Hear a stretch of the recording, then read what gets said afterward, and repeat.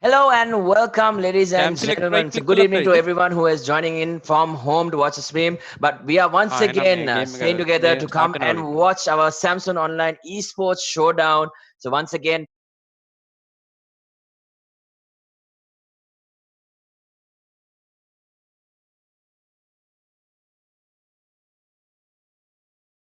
so a few days ago, so it was CSGO as well as Clash Royale, and today we will be concluding the grand finals for League of Legends. So obviously, to help us out and to guide us through what exactly is happening, we have a very well-known figure in the League of Legends community. So we have none other than Ash SL joining us. So we'll be seeing him in a little bit. So once he does come on, we'll be talking to him in a little bit. But overall, we have some really good action coming forward. So we do have Ash. Hi Ash, how are you? How are you Hello, feeling Osman. Good. I'm good. We have a very big finals today at our hands. Yeah, definitely. I think it's going to be Battle of the Titans. It's the best way to put it. I think it's become one of those El Clasico type games where, just always kind of want to see these two teams kind of going head to head. And it's always an exciting time. And it's very difficult to predict who is going to come out on top. But with the experience that you have under your belt and the meta as it is right now, what do you think? Do you think any of these teams in particular have an edge over the other? Or do you think it's still going to be a very 50-50, definitely going down to a game 3 type of matchup that we're looking at? I mean, I definitely think this will be a 3-game series, because right now these two teams have been playing their minds off during the entire series, entire tournament. And also with the meta that we have so much focused on early game, like it'll be very entertaining to see how these two teams play out their games. Yeah, definitely. I think it's going to be very interesting to see how these teams play out. So anyway, coming into the draft here, why don't you just walk us through what's happening and just give us a brief explanation about how the meta works and how these picks are going to affect the game, and how, like after that we'll just discuss it towards the end. Yeah, I mean, they basically, what both teams are going for is they have banned out the comfort picks from each other.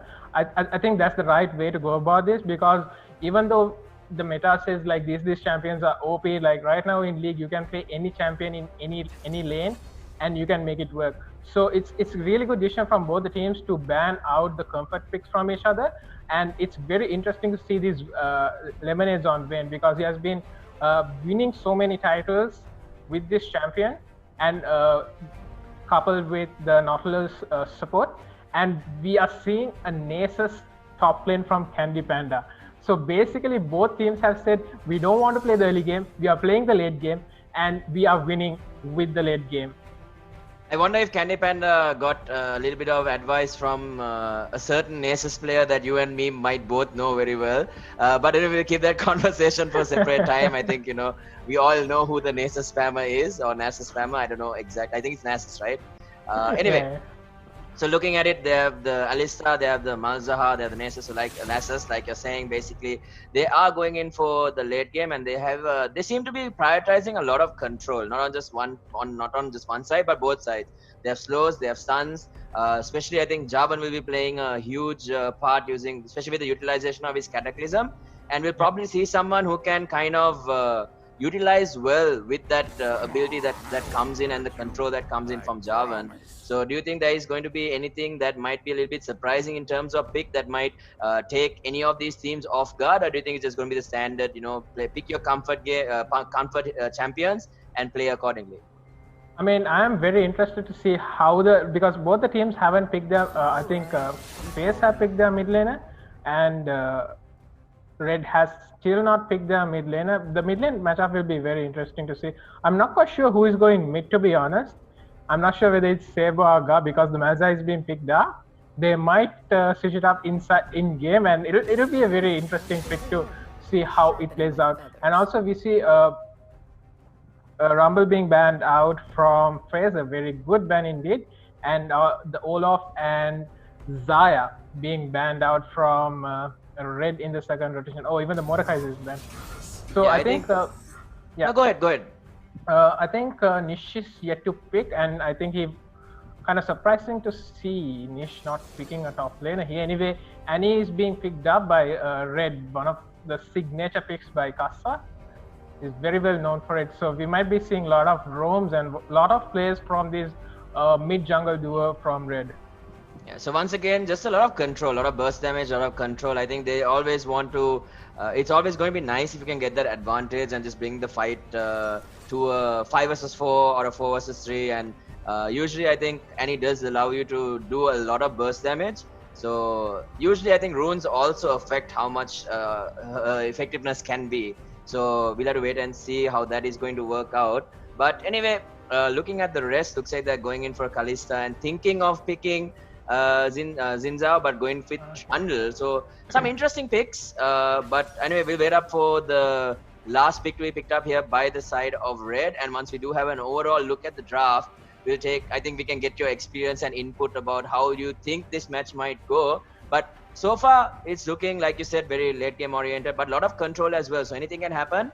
And I think you mentioned before we actually came on the stream. Oh, Darius. That's going to be interesting. So looking at the overall drafts right now, Ash, what are your thoughts for FaZe as well as Red, PnX Red? Okay, so I mean, talking about Red, they have gone for their playstyle. They have nailed their playstyle. All their players are playing a very good early game, and they have put lemonades on a late game carry. This is what they always do. They put their AD carry on a late game, and they just play the game without their AD carry in the early to mid game. And once the late game starts kicking in, lemonade Vayne just carries the entire game. But whereas speaking about FaZe, a very interesting draft, to be honest. They have insane scaling in mid, in top, and even in AD carry. Even Trundle scales off really well. So I feel like it boils down to how well FaZe holds this early to mid game, how well FaZe holds these dragon fights and rift cutters. Yeah, but then given how much control and burst damage that is on the side of PnX Red, and also obviously it'll come down to how the laning stage goes. But I feel like if Red does manage to get a decent advantage coming in through the laning phase or the early game phase of the match, I think they might be able to put a lot of pressure onto the side of FaZe, because even though it's scaling, like usually when you have champions that scale really well, if you can put a little bit of pressure, or you can at least beat them during that early stage, you can put a decent amount of pressure and just kind of force them to make mistakes over and over. And like you said, I think dragons are going to be a very important part of the game overall, and how fast they can end it, or how it detects the pace of how the matches will be going. So it's going to be interesting to see. I think from both teams, there's going to be a few key points that we're going to be managing. But early game, in terms of early rotation. So in terms of, so, okay, if we look at the two junglers in terms of early rotations, do you think it's just going to be just focus on getting your items, focus on scaling, or do you think actually putting pressure on the map at this point with this lineup is always going to help? I think maybe on the side of phase, it might be a little bit more beneficial because it is more late game oriented, and giving them that extra time to kind of scale is always going to be nice. So, do you think that will have any impact on the gameplay, or do you think they're just going to play their usual comfort game as they play every single time? Well, from what I understand, I don't think it'll be very hard for FaZe to set up for ganks because it's not easy to gank a Nasus lane or Malza lane. I mean, at least before level 6, because they won't be able to set up for a good gank and get a kill, and they don't have much damage early onto the game. So I feel like FaZe should basically try to go for counter ganks where they could pull it off. And uh, one thing that they should basically avoid is letting these red lane solo laners to snowball, because Annie and Darius, once they get ahead, it's very hard to deal with, because Darius is insanely good in a side lane, and Annie does so much burst damage once she gets ahead. So it'll be very hard if at least one of these players starts snowballing. Sorry, with one or two kills. So I think I feel like the FaZe should try to take the early game very slow. Give at least one or two dragons, and then once they pick up their core items, look to fight from front to back. But do you think that'll be too late? Maybe like giving up two of those dragons. Do you think it'll give Red a very, very strong edge? Because usually, like you said, buffs are going to be very, very key part of how the game is dictated and the pace of how it plays out. So I think obviously, getting those stacks on Nessus as well, and the scaling potential is always there. But if you give them too much room as well, I think PnX Red, being a very strong team, they're going to be able to take or run away with the game very easily. So, and just speaking about even the fact that you said, there's play style. If you look at their play style and how they like to leave Lemonades alone, let him just do his thing, get his items, and then be that unstoppable late game carry for the team. And they usually want to fight 4 versus 5. And something that I've seen in them that is usually a very common factor is the fact that they like to run a lot of synergistic type of champions, so which work really well with each other. So if you take, even if Annie can't burst down a champion, you always have Darius with his ult ready, just to immediately delete someone from the game. So Yeah. even then, to keep the control, also you have the Cataclysm coming in from the Jarvan. So there's so many options that they do have, but if they don't execute it well, I feel like they'll get punished very hard if NFAs is able to, like you said, counter gang. So it's going to be a battle of a lot of patience, I think, from both Yeah. teams.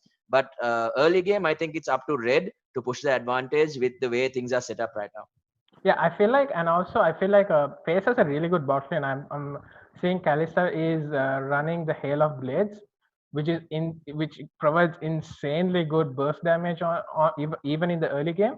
And Mojo is on Alista again, and he could set up gangs really really good for this trundle. So if Pace is looking to snowball a lane, it should be bot lane definitely. And but weighing on what you said on Annie and Darius, I feel like definitely the execution should be there. Otherwise, it's just going to fall apart. But if they get ahead, it'll be very hard. So it all depends on how well the FaZe holds the early game. And also, I think it's fine to give one or two dragons, because they have super scaling champions on their hand. Nasus and Malza, they just scale insanely well, and they can just contest for the third or fourth dragon onwards. And I mean, to contest the third or fourth dragon, they should make sure that none of Annie or Darius snowballs early into the game. Yeah, definitely. I think so. Right now, starting off, this is game number 1 of a best of 3 series. And like you said, the prediction is, or the understanding is that it's going to be going into the best of 3, and it's going to be all 3 games is the prediction right there. So we'll be looking in for a lot of exciting action definitely during these games. So both the teams are ready right now. So the showdown is about to begin. So early game, once again, just a lot of respect has to be given to the side of Red. So usually we do see a little bit of pokes here and there in terms of how they want to get in with those invasions, but it'll have to wait. And obviously, how these things kind of play out. So we do see an early pause right here. So looking at the lineups, okay, so it's going to be Darius versus Nasus most probably in the top lane, and then we'll be having the rest of the players in their usual positionings. But over there, do you think there is anything that FaZe or Red can pull out of the hat that maybe no one has seen before? Something that is a little bit different, that is a little bit difficult to kind of predict in terms of how they're playing. I mean, right now, as you said, it's all a lot of comfort picks, and they're playing the game that they want to do. But is there anything that any of these teams can do, or anything that you would like to see that could change the outcome of how this game kind of works? I would, to be honest, I would like to see more fighting early on, but I think FaZe should definitely avoid it. To be honest, but the thing is, like, it's very ongoing on fourth, because the issue with the champions like Darius is, if they don't get ahead in lane, they don't scare that well into late game, and they will definitely have a hard time dealing with a champion like Nasus. So Yeah, they should go to, yeah. no, go ahead, go ahead. Very I good. was just because we've seen how strong Nessus can be once you do get those stacks, but that is banking a lot. Because I mean, if you take the laning stage, so if you compare the laning stage between Darius and Nessus, how do you think that will turn out? Because obviously, Nessus needs to be getting those he needs to be getting that CS. He needs to be managing to keep scaling continuously to kind of hit that mark or hit the timing that FaZe is obviously looking for. Because looking at how they have build their composition, it's definitely on a timer, in the sense where there is a very specific go time. So if they don't reach that point where we should be at least at this point if we want to start contesting. So when you talk about the matchup between Nasus and Darius, how will that affect the chances of the top lane scaling? Because obviously the top lane having that advantage is always going to be huge in any League of Legends game. Yeah, I mean, like, I think that's what even Red is looking forward for. They just want to make Nish snowball, because Nish is like one of their main key players, and once he starts snowballing, it's really hard for the other team to make a comeback. So I think most of the resources early on will be put on the top lane to make sure this Darius snowballs. But then again, we have a Nasus, and we also have a Trundle who's really, really good at counter ganking. So I feel like if FaZe read the play properly, read what Red is doing, they should be able to come up with a really good counter gang. And if the ganks are shut down, and if Darius doesn't get kills early on, like, I feel like it'll go in favor of Nasus. And once the split pushing starts coming in from Nasus, I mean, we all know that Candy just keep on splitting, endless splitting, and it's just very annoying to deal with. Basically, you can't deal with the split push of Nasus, and it'll put Red in a corner to take some unfavorable fights as well. So I feel like the early game is heavily vested on how Team Red plays the game. It's going to be interesting. I think all of us are just waiting right now for the action to begin and see how everything kind of turns out for itself. Because right now there's so many variables that can affect the game. So it could be the dragons, it could be just a snowballing hero, or it could be something that goes wrong. It could be a counter gang that gives the coin toss to the side of NFAs. But anyway, a lot of things can happen. But it's going to be exciting to watch for sure. I think there's going to be a huge level of skill involved, and any small mistake is going to be taken advantage of, definitely. And I think if everything kind of works out, it can be either one way or the other. And usually when we go into games like this, it's usually the draft that kind of dictates how the game will go. So looking at the drafts right now for the early game, it is definitely more on the side of Red. So whether they can execute the early game well, keep that mid game momentum going, get those buffs, keep kind of contesting and getting the successful with their rotations.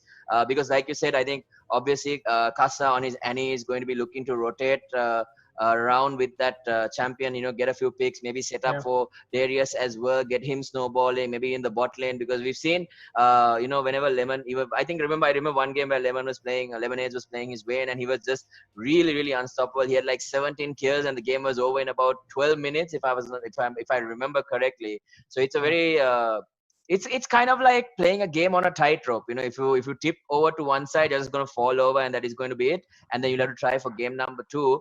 But talking about just mentally preparing, coming into a game like this, and the experience that is behind a lot of these players, so what do you think will be the end outcome once we finish the games? Is there any possibility of a prediction, or is it just going to be, who makes more mistakes or who makes less mistakes? Oh my God, it's very hard. Actually, it's very hard for me to say because these two teams has been like going at each other for a long time, and they are both really, really good at League of Legends. Like, it's just like whenever these two teams go against each other, it ends up in very, very close games. So it's very hard for me to say. But since FaZe won the game last time they played a final against Red, I feel like they have that mental advantage over it.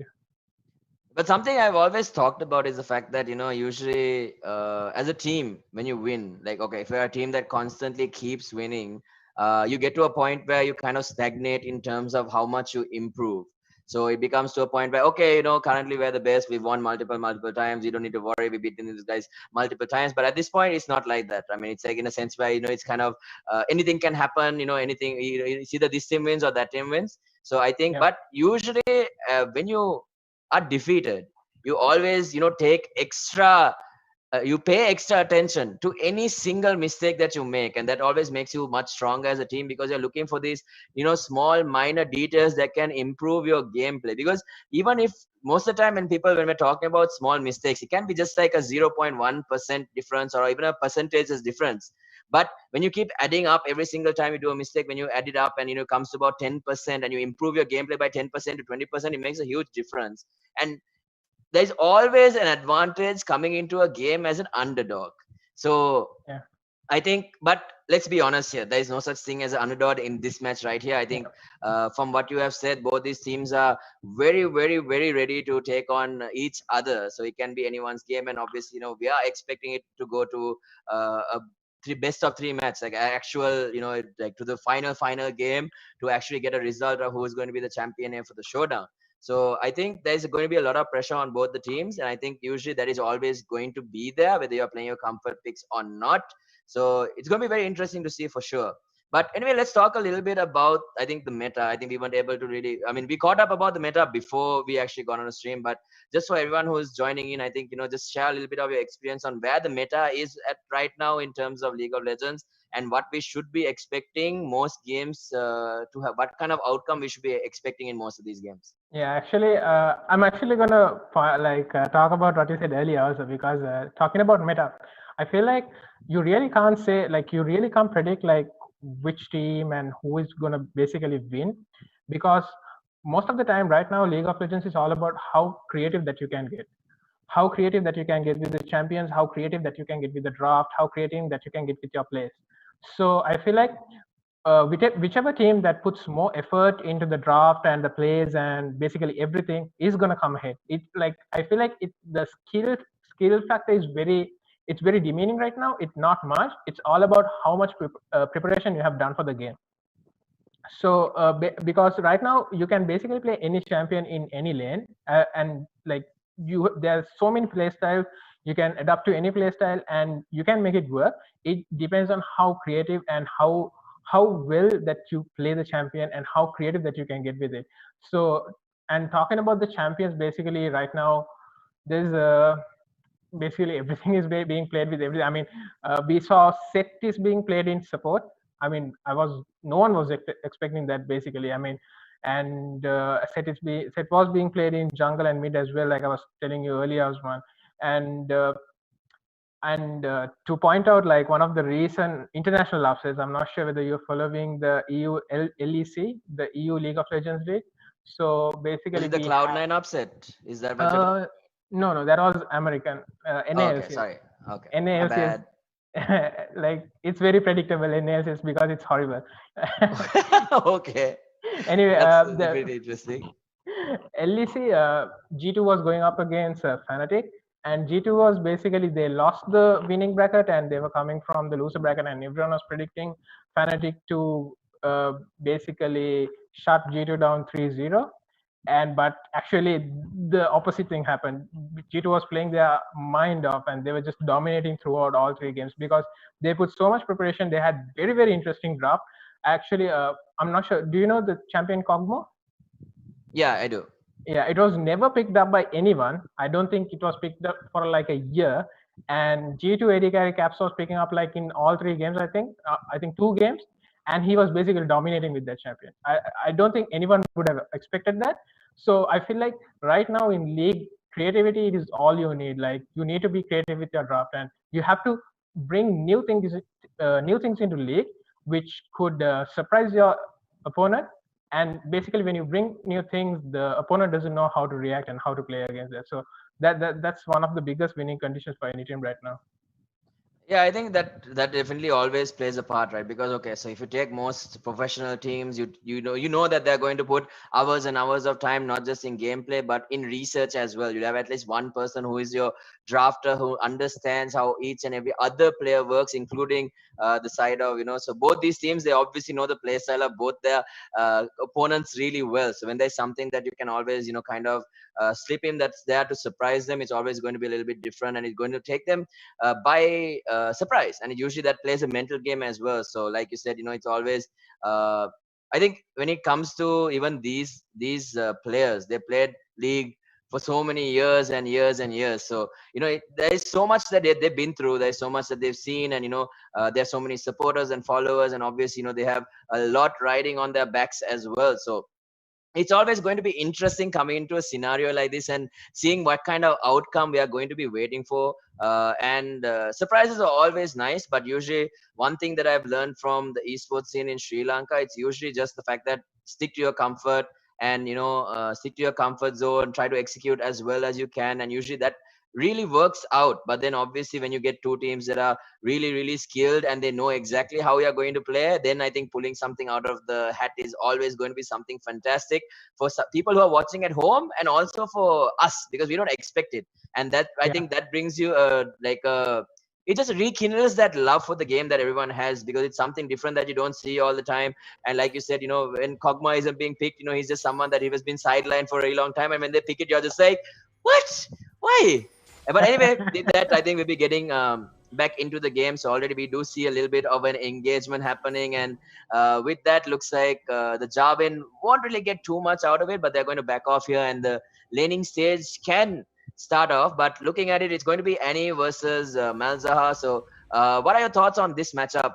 Because I think you probably have been in this matchup a decent amount of times yourself. So what is your thoughts on the mid matchup? Well, I think Mazda is just gonna basically focus on clearing the waves as much as they can. Or they're getting a sneaky ward on the Raptors, and this is really good. They should be able to spot Jarvan very early on.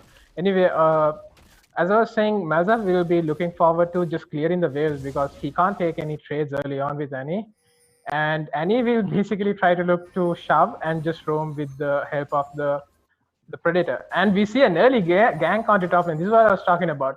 They're just So we trying to actually get this do see, Darius. so we do see the Jarvan. He's kind of just getting ready right now. So he's moving forward, might be able to force the flash right there. The slow is there. The flash comes in, and here comes the stun coming in from the Jarvan. Will it be enough though? Needs a few more hits. The flash is there from the Darius, and that is going to be the first blood secure. And this is exactly what we were talking about. Something just to take us by surprise, and that is going to be Darius, and just giving that snowballing ability to Nishastic once again. So I think, what are your thoughts on that early gank? I think it was executed quite well. They held on to their spells really well, and the control was there, the coordination was there as well. So how much of an impact do you think that will be for the game, or do you think it's still not enough?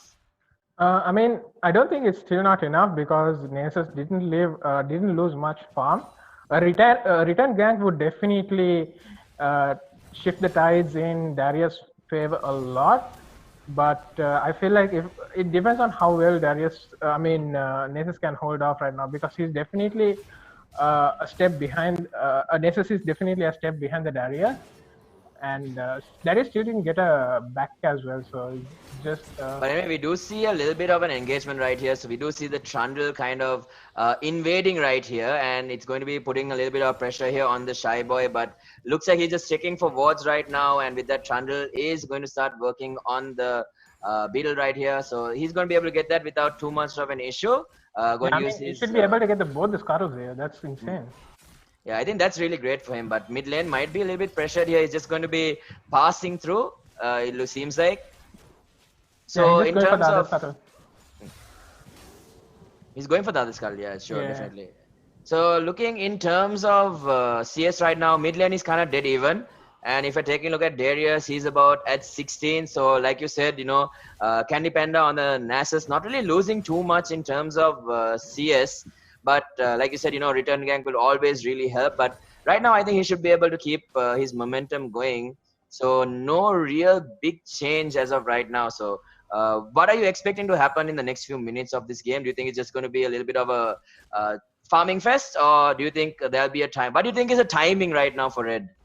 I think Javan is just gonna come top and try to gank these nations again. That's what they're just gonna do. They're just gonna keep rotating all their resources top side and make this Darius as fed as he can, so that Nasus doesn't stand any chance of the Darius is gonna get a good freeze onto this lane, and things are not looking good for Candy. But definitely, I mean, he doesn't really have to worry about much because he's gonna scale off anyway, and the first dragon is gonna come, and it's gonna be an ocean dragon.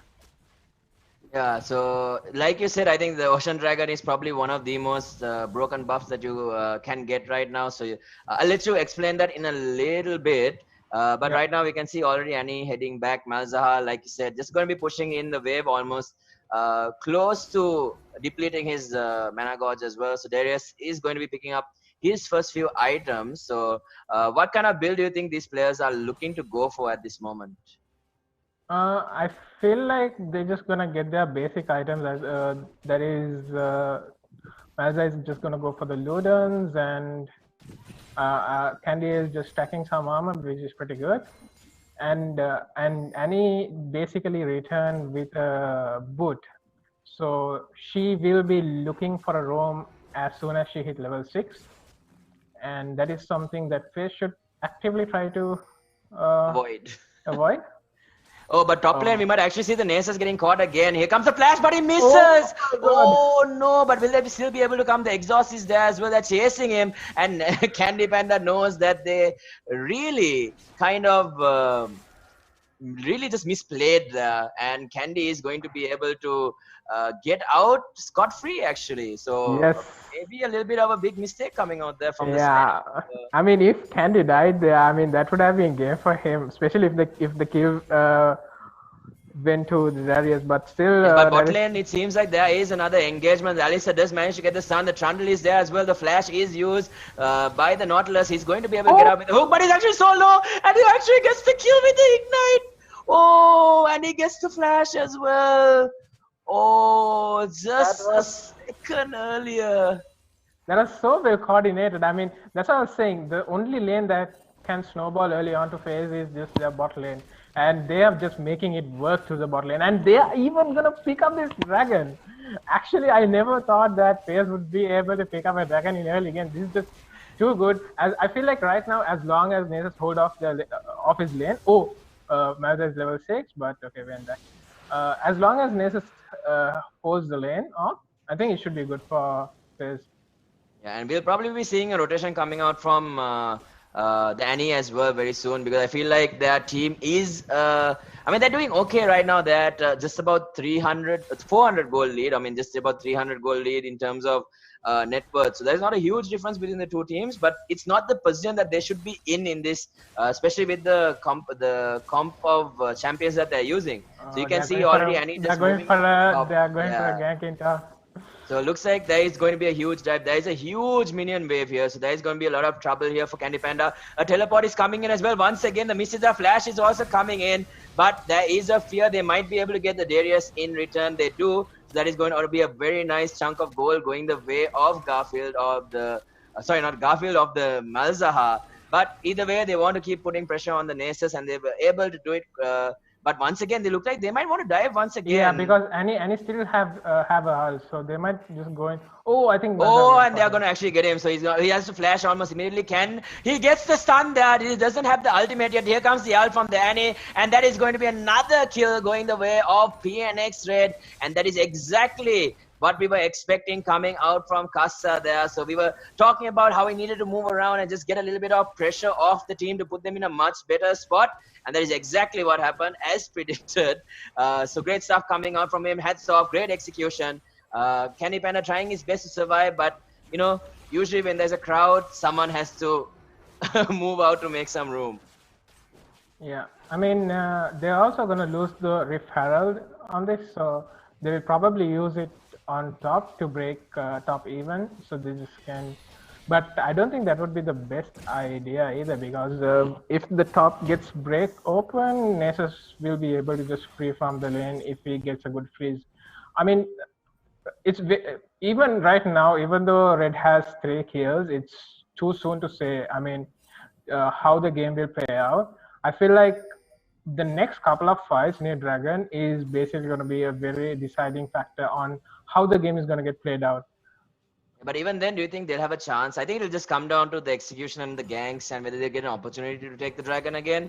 Like you said, because we were never expecting them, like according to you, we were never expecting them to get. Oh, we have a maybe they gank in just bot give lane.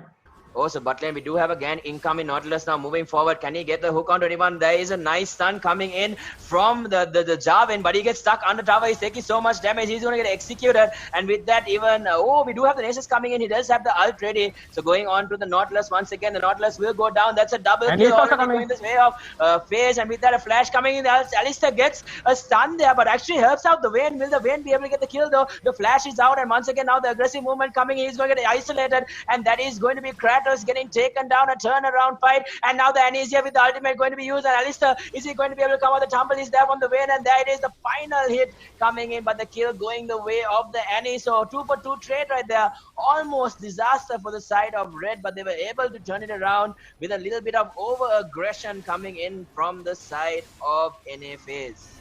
Yeah, I mean, I think FaZe was too greedy to go on that Vayne, to be honest, especially knowing that Annie has the Predator, or they want to turn the mid also around. This is going to be very interesting. Yeah, so looks like they do want to go in on mid right there. They have caught the Malzahar. There is no way he's getting out. And this time it's going to be the Jarvan getting the kill as soon as he respawns, moving up into the mid lane along with the Nautilus. And they're going to be able to utilize Herald here as well. So they want to be, just be able to get that space up for Lemonades once again on the Vayne. But let's see whether there's anything that they can do. The Trundle is there. He's going to try and put a stop to this. Just kind of aggro the Herald. They do manage to clean it up. The Alistar is in the mid lane as well. And Jarvan just, taking away a lot of the vision that was available. And Darius doing a really good job of just keeping that level advantage against the Nasus. And just trying to put a lot of pressure, try to get the tower as well, just going to hold him there for a little bit, but Darius overall right now looking really strong. So we'll have to wait and see what is next for the side of Red. But right now they're doing a really good job of keeping the lead, 2000 already, so building up quite the net worth gap already. Yeah, I mean, the Darius have completed the Black Cleaver and the Ninja Turbo, so there is no way that Nasus can hold off the lane against the Darius right now with the bleed and with the 1 level advantage. So I feel like it's best to switch Nasus to a side lane where the Darius is not there. But okay, will there be a fight here? Second dragon. Yes, the second dragon already coming in, and looks like Red, they know that they're kind of strong at the moment. They know that they are very confident. They have all 5 of their champions around in the area, so looks like they're going to be giving this one away. So that looks like there won't be too much of an engagement. But like you said, the moment that the Nasus is left alone, look at the damage that he can do. He can do a decent amount of damage. He's trying to get a decent amount of gold, but in the meantime, because he doesn't have vision, he's playing safe as well. So this should be the few changes we will be seeing, obviously, onto the map once the second dragon is usually taken control of. But with that, we do see DVODs coming in from the side of NA FaZe. And talking about the vision game, how important is vision in League of Legends? It's something that we don't really talk about too much, but I think it's really, really important in how you kind of take the decisions. And just getting that information is always going to be a huge part of the game in general. Yeah, I mean, vision is very important, because vision plays a big role, because most of the time you can spot on the enemies and you can just read how they're going to move. And actually, this is going to be very interesting. The mid lane, Mazza does have the ult. Oh, they don't want to go on anything. Yeah, I don't think maybe just play a little bit safe, just wait for their timings. I mean, but if he can obviously make the play, he should. But let's see what kind of engagement we might see. Bot.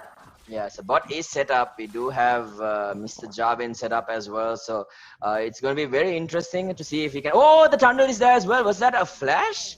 I heard a flash, but it looks like they're going to try and go on to the Alistair. The Alistair, he's going to try and get controlled up, but it looks like he won't be able to make it. He has the invulnerability ready right now, so will he be able to walk away? It looks like he might be able to. He comes out right there, and he's going to be able to get taken down. The Darius is there. Darius with the ult brings him down as well, and they lose their AD carry as well. And now going on to the trundle, they're actually diving, and now we might actually see Nishastik in a little bit of trouble, but he's going to be able to get out fine. And now surrounded is going to be the Malzahar. Does have the ult, uses it as well. Flash is coming in from the Nautilus as well, but that is going to be PnX Red with a really good team fight right there, just pushing the advantage, and they're going to be able to claim free tower right here. Yeah, that was disaster for FaZe actually. I would say the deciding factor would be the Darius TP. I don't think the FaZe took that into consideration, because Darius is very well ahead right now, and once he started his TP, like there's no way the FaZe is gonna get ahead out of it, so they just wanted to abandon their play and get back, but it was kind of too late. Anyway, very good counter initiation by Red. I think that's just gonna put them in a 4K goal lead right now. Yeah, I think that is obviously going to be huge, but the Nasus is getting a lot. He's getting a few stacks. He almost managed to clear out the top tower, which would have been very nice for them, and would have been very nice for Candy Panda as well, just to be able to, maybe push a few more waves if he can get vision down on the jungle side, on the top side jungle. Maybe even get a few more waves and start building those stacks, because that's where it's going to be very important for his team, because right now they will be relying on him quite a bit. But right now things looking really good for the side of Red. They're looking for the next Herald as well. There is going to be a few pokes coming in from the Trundle and the Malzahar as well as the Alistair. But do you think at this point in time, I don't think this is do you think this is going to be a very good decision for them to take actually? Yeah, I mean Red is decently ahead, so they can definitely start the Rift Herald here actually. So it depends on how well Red uses this lead to snowball their game, because to be honest, they have a very good goal lead for a 15-minute timer, and it all depends on how they're going to use this lead. Because if they try to wait on, or if they don't do anything right now to increase their goal lead and close out the game, that Nasus is farming, and he's going to one-shot you late game. Yeah, definitely. And I think that's something that they really need to be careful about. But with that, looks like FaZe might be okay to kind of just give up this top tower right here, because of the snowballing effect that we were talking about coming in from both the Darius as well as the Annie. But obviously, let's see if they can actually do something. They are able to scout out the Annie, so they know exactly where she is. She does get a decent amount of gold from that. But in the meantime, Darius, Annie's coming around. Annie's coming around. They want to fight. They want to fight here. Yeah, they want to kind of sandwich the side of NFAs right here, just trying their best to clear. They do get a decent amount of damage, but with that, looks like the Malzahar needs to be careful. Does get the tower though, so that is going to be a very nice trade. But the Annie coming in once again. I don't think he's going to be able to make it. The flash comes in. There is the stun, and here comes the jump. Really good flash. Darius for the flash. Oh, is he out? He is. That was a really good flash coming out from Malzahar. That was insane, actually. Oh, I was not expecting a flash like that, because usually, you have that moment where, you kind of misjudge the distance that flash lets you travel. Yeah. And if he had made even a small mistake, he would have just been stuck in a place. So that was actually a really great flash coming out. But then they had to give up another Ocean Drake here to the side of Red. Yeah. I mean, the thing is, like, I to be honest, I thought he was actually dead there. So props off to escaping that. But Red does secure the Ocean Dragon, and Ocean Dragon is actually the most OP dragon right now in the game. So, but they do have 2 more dragons to get the sword. So I don't think the FaZe does have a decent amount of time to get their items and get these Nasus on a good spot before they start the fight for that soul point.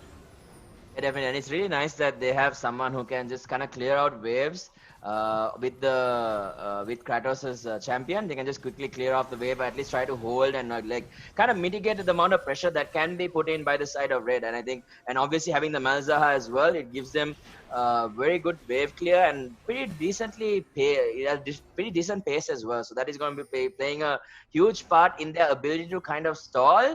But meanwhile, as you can see, the Nasus is just kind of building up stacks. He's doing his job. What he needs to do, the best thing he can do for his team right now is not come and help, but keep his keep the CS up, keep farming, keep getting those stacks. until he's strong enough to kind of really assist or help his team turn this game around. Yeah, and he is doing that. Good rotation coming out from FaZe. They just want to match this Darius and get the wave off. Like I said, this actually puts a big timer on. Even though Red has a lead, a considerable amount of lead, it still puts a timer on their back because they have to close out this game before it reaches the point where Javan might actually get caught here. He's immediately going to be able to jump out though. So will they? This is not good. He's gonna one shot. Oh, there we go. Yeah, so with that, we do see, like you said, I think the Darius was able to one shot in the meantime in the top lane. So unfortunately, I missed that because I was paying my attention in the mid lane right now because there's a lot of pressure being put on by Red, and they're actually losing too many heroes right here.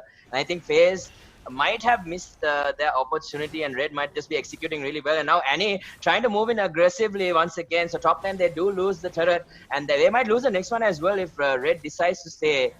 But looks like they are going to be very happy about it. They bring down the ADC, they get a kill, they get a tower, they put pressure in the mid lane, they force the rotations from the side of FaZe. And right now, a lot of pressure. I mean, Red is definitely very happy with that. They just got 2 towers and a kill, and the gold wave just jumped to like a 6.5k. So they're definitely happy about where they are right now. So FaZe should be very careful. I think FaZe should try to get more balls on their jungle and try to control the vision. And I don't think like Kalista really needs to try to like go for a kill because they just need to scale off. Right now, all they should be looking for is scale off, and once they hit the points, they should be able to take on a good fight. But right now, Red is definitely ahead where they can just run over the FaZe's champions on a team fight. Yeah, definitely. I think it's just a little bit of a lack of discipline coming out there. Just because they know what their role is. They know when they drafted their champions, they knew exactly what their plan was and exactly what their timing is. So maybe going in for a decision like that, and especially going in for the Darius of all champions, maybe might have been a little bit too optimistic, best way to put it. And kind of got punished for that. But right now, they are looking for Baron, but FaZe is in the area looking to contest. So I think Baron is actually, it's the thing is like, okay, that's a really good flash from Wayne actually. Like I was saying, like Baron can change games completely. So I don't think Red wants to start the Baron unless they get a pick or two. Because if they do Baron and if FaZe turns on them, and maybe if they get the Baron or 2 kills, that's just it for Team Red. Because they don't want to give any inch or any lead to FaZe right now because that can affect them really, really bad. Yeah, definitely. I think, it's always, you got to be very careful, especially when you're dealing with a comp that scales as well as phases. Any one mistake can just throw the advantage all the way onto the side of NFA. So there's still a lot of pressure on Red. But I feel like they need to keep it. They need to they're just waiting on a timing right now. But it feels like, and now Darius might actually get caught. He does get stunned up, and now the rest of the team coming in. But Javi with a beautiful 3-man knockup right there. This other Cataclysm has 2, but the Malzaha with the ultimate flash coming in. And he's out. Into the trundle, the ulti from the Annie actually brings down Kratos as well, and now that's chasing the Darius, doing so much damage right now. The Nasus going on to Annie. Annie gets taken out, and with that it's going to be a 2-for-3 exchange, and the Nasus is going to be able to get out. The Alistair just managing to escape with a sliver of HP, but overall it looks a little bit more favorable to the side of Red because they are able to turn it around and get the next dragon buff. Yeah, I mean, I know that the Red is gonna be on Soul Point after this dragon, but it wasn't a bad exchange on Team FaZe because they were able to get 2 kills. They were able to get a shutdown kill on Annie. Actually, Nasus was able to get a shutdown kill on Annie. So all in all, it wasn't so bad for FaZe either. So it all. I feel like the next dragon is going to be the deciding factor. So since PnX Red is on the Soul Point, the next dragon is going to play a very big role. And I don't think FaZe wants to give the Soul, especially because it's an ocean soul and it's insanely broken.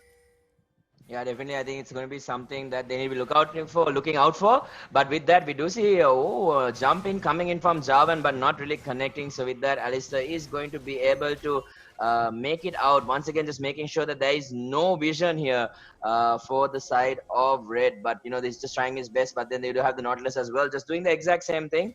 Vision will win you games 100% of the time. So having the better vision is always going to be able to help you make the right decisions. And right now red, they are feeling confident. They're looking for what's next on their plate. So looks like things are coming in for Baron.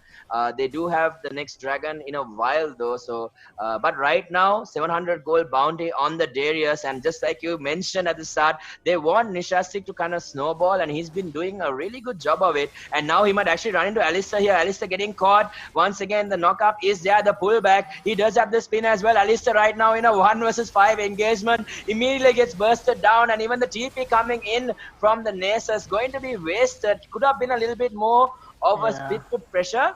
But let's see what's going to happen. The Darius once again frontlining, gets stunned with the Malzahar as well. The shield is there though. The jump in from the Jarvan, the Cataclysm is there, just trying to isolate the Malzahar right now. And meanwhile, the Nasus running in, trying to bring down the Vayne, but the Vayne is kiting. The tumbles are just too much to deal with. Nasus falling down. Oh my god! The chance. Once again bringing down 3. Can the Vayne do a lot of work here? The Malzahar falling really low, but the Jarvan is there, and they're going to be able to ace them. A triple kill. Is it an ultra kill? It's actually a triple kill going the way of the Vayne. What an engagement coming in from both these teams. But in the end, it is going to be red coming out on top, and that is going to extend their goal lead to almost 9,000. Not even 9,000, okay, about 7,000. What I don't understand is red has a huge goal lead, right? And that was a 4v5 game. That was a 4v5 fight. But still FaZe was able to, almost win it. That is just insane. I mean, like, I never thought that right now that FaZe can FaZe is anywhere close to a team fight on par with the Team Red's team fight. But the way FaZe is playing, I think they should just go for a team fight with all their champions, and I feel like they could be able to fill it up. And I mean, I think it's just the execution and something that a lot of people kind of tend to forget, and that is like focusing down the right targets. And I think that is something that FaZe does really well in terms of how they coordinate. But in that case, I mean, we did see the Nasus getting kited really, really well by the Vayne there. Just tumble after tumble. And that could have been a lot more DPS that they could have been putting into maybe a different champion. But, if the Nasus or the Nasus doesn't put that much pressure on the Vayne to make sure that he kites, I think that's going to be a lot of damage coming out from Lemonade on anyone else. Yeah, but in the end, they did get their favorable exchange at least. So it wasn't a complete disaster. But so far, there is signs of life coming in from the side of FaZe, and that might be putting a little bit of worry onto the side of PnX Red, because they are like, okay, we won so many fights, it's 9-19, we have a goal, we should have a goal lead, but we're still just barely winning these team fights. So that might be putting a little bit of fear into them. Yeah, to be honest, the last team fight, I feel like Vayne played her maximum. That was just way too good, and the kiting was so good, and she was able to salvage the whole team fight. Yeah, definitely. So anyway, let's see. They're going in for Baron right now. Let's see whether they'll be able to claim it. Will there be a contest coming in from the side of... Will there be a contest coming in from the side of FaZe? And yes, there is. And immediately Baron is going to go back to full health, regen it all the way back. So let's see how that is going to turn out. But right now, it's a stalemate between the two teams. And we have Darius and Nasus just kind of matching out in the bottom tower. So it'll be very interesting to see how that turns out. So Ash, just run us through the rest of the little bit of the game for a few minutes. Just give me a second. Yeah. So basically right now what Red is looking for is the fourth dragon basically. So this is their winning edge that Team Red that can take. I mean, the Ocean Dragon is insanely OP right now, and if Red manages to stick away, FaZe will have a very hard time coming back to this game. And we see the Dragon is being started up, but the teams are hovering over. Since no one got picked off, this will be a pure 5v5 fight. it'll be very interesting how this. Yeah, so right now the fight is going now. They're going for the dragon here. The contest is there. Nice stuns coming in from the side of PnX. Right, they're controlling up, but the Nas is jumping in. Immediately gets bursted down though, and now going in for the next talent. They're trying to bring down the ultimate coming in from the Darius. The Darius is still alive. They managed to bring him down as well. So that is going to be 3 going down on the side of FaZe. That's going to be 4. It's only going to be the Malzahar, and that is going to be a clean quadra kill for the side of Red. It's actually an ace completely coming out from them, and with that, it's going to be run down the lanes. It looks like they're going immediately for Baron as well as the buff. So what a fight. That is the type of engagement you want to see coming in from Red against the side of FaZe. I mean, that was so well played from Red. That team fight was so well coordinated and played. I mean, it was a 5v5, and from Javanati and from Nish just going on after Kratos, they all just wanted to make sure this Kalista was dead, and they were all going after her. And once Kalista was dead, the team phase just fell apart. And with this dragon, I mean the Soul Point and Baron buff being secured, I really don't think FaZe can come back into the game.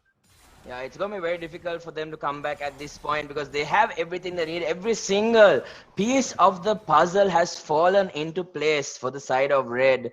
But even then, something can always go wrong. So they're going to be playing it very patiently. They're going to be playing it very safe. They're probably going to be wanting to make a very aggressive move very soon, especially with the Baron buff that they have received. So it's going to be interesting to see what sort of action that they are going to be able to take and how FaZe is going to deal with this momentous task that they have against them. So they might have to change up their strategies moving forward or just look for something that gives them, oh, there is a little bit of block. They're trying to isolate the Javan right there. And the Javan the knock up onto the train. So it's jungle versus jungle right there. The Malzahar is there as well. The Nasus trying to jump onto the Annie, and he gets control with the Cataclysm, immediately bringing it. And the ult from Annie coming out onto the Nasus, trying to push him away. And now in the meantime, the Vayne is still not here. He's trying, and the stun is there. Immediately shield is there to remove it. Vayne doing as much damage as possible. Arrest moving forward. He gets it now. And now the rest is going to be Nasus going down. Nasus is actually the Trindam here. And with that, can they find the rest? They actually bring down the Nasus. So it's going to be the Nasus as well as the Alistair going down in a very clean execution. They do manage to bring down the Javan in the meantime, but that is exactly what Red wanted, and they're barreling down to look for the next turret right here. So great stuff coming out from them. Can they close the game out with this is the question that's on everyone's mind. Yeah, I think it's GG, to be honest. With this insane healing from that Ocean Wreck. I mean, Darius is not even taking damage. He's just... Yeah, I mean, right now, he's just tanking so much. He's just kind of taunting the side of FaZe. But FaZe, they're looking to move forward. They managed to catch out the Nautilus. They should be able to bring him down without too much of an issue. And just, giving them a little bit of a sacrifice there. But just showcasing how confident they are to go in and get another turret. So FaZe does have a little bit more time on their hand until the rest. But what a performance coming out from all of the players, but especially the Vayne. Just like you said, just getting so much time to farm and get those items that he wanted. And now he's really just, assisting. The team is so much stronger when the Vayne is on the table rather than, off the table. Oh, Darius might be caught out here. Oh, he actually does get caught out here. And he's going to get taken out. And that is going to be a decent chunk of change going the way of FaZe here. But I don't think that's going to be enough to turn this game around for now. Yeah, I mean, with the Ocean Dragon, definitely, it's going to be insanely hard. I mean, the Javan just jumps in. The top lane, we do see the Javan trying to bait the Nasus in. The Annie is around.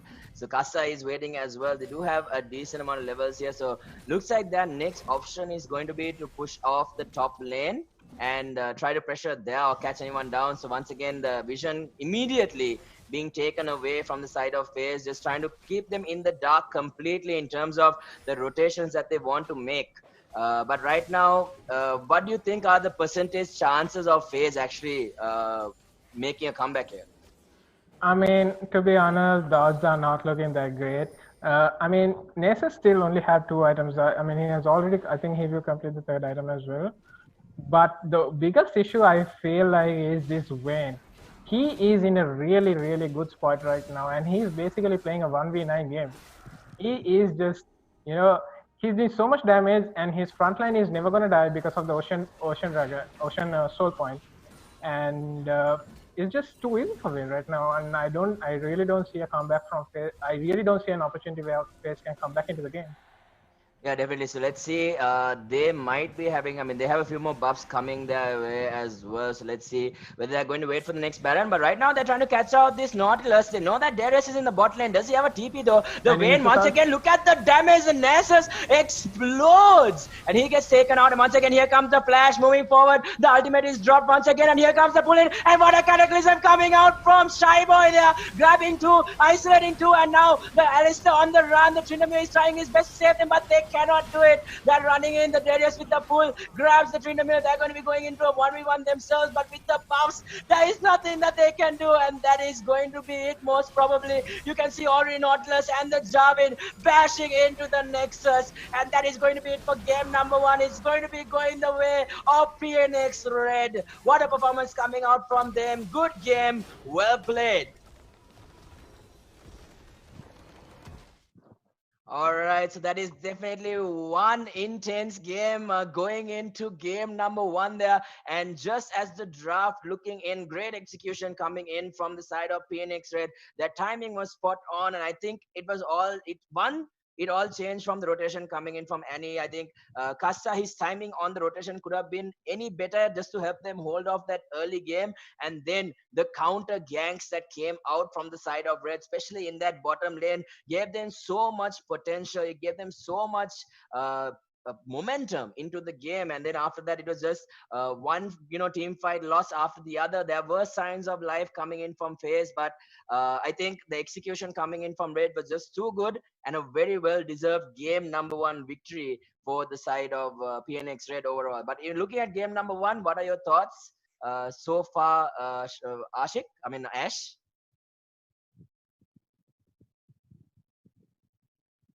Ashik, I think you have muted your mic, if I'm not mistaken.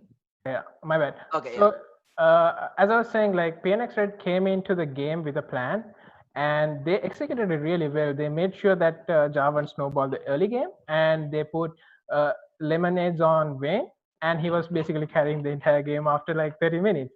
So they came up with a plan, and they executed really well. Unfortunately, FaZe was not able to hold off the early game a little bit more, and I think if the game went like 10 or 10 15 minutes more, FaZe definitely would have made a comeback with their champions. But hats off to Red. I mean, they really pulled it off. Yeah, anyway, before we get into more detail about what exactly happened during this game, and before we get into the nitty-gritties of game number 1, so that is going to be PnX Red so far taking game number 1 in this best of 3, ladies and gentlemen. So really great performance coming out from them. Can they convert another win and take the grand finals of the showdown, or will NFAs just come back with their own different, maybe something surprising that might take everyone by the surprise, or maybe go for a more early game oriented draft in the next one, or whether they'll just stick to the same plan that they have going for them. But with that, that is going to be the score. We'll be heading into a very short commercial break, and once we do come back, we'll be talking more about game number 1 and looking forward to game number 2 and expectations with what is going to be the turnout for the Samsung Online Esports Showdown organized by Gamer.LK.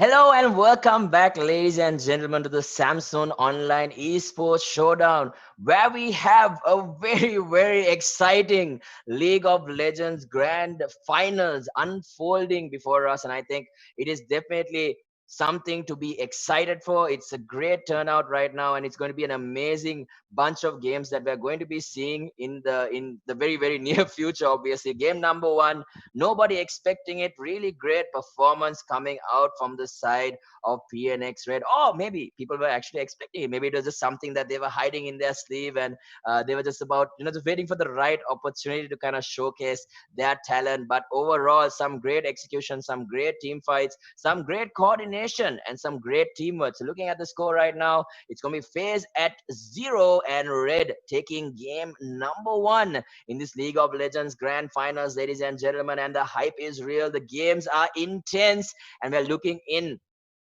for more exciting turnouts for sure. I think the fights have been amazing. So once we do have our guests back, we will be talking a little bit more about the game. But so far, Samsung has enabled us to have something so wonderful during these quarantine times. So stay by staying, keeping us apart, we're basically keeping ourselves together.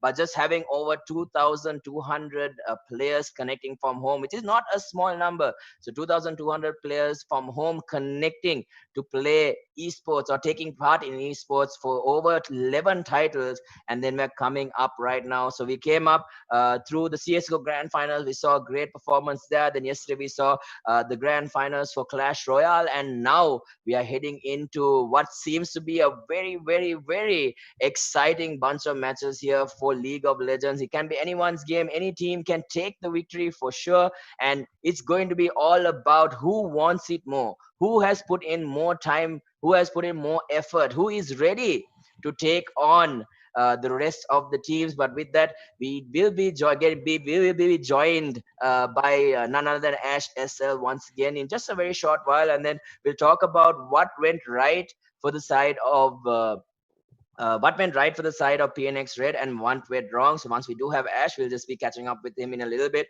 But you can see how insane the buffs and how the game has kind of evolved and how much faster paced it has become over time, and that just makes the game so much more exciting. And every single solo play, every single team fight has a huge impact on how the game moves forward. So I think we do have Ash back with us. So once we do see him, obviously, and I think there's a few Ash fans in the chat as well. So once we do see him, we'll be obviously talking to him a bit more of the game. So Ash, I think you Yep. had a chance to kind of really observe the play style of both the teams in this particular game number one. So give us your in-depth analysis or in-depth thoughts of what really went right for the side of PNX Red and what went wrong for the side of NFAs.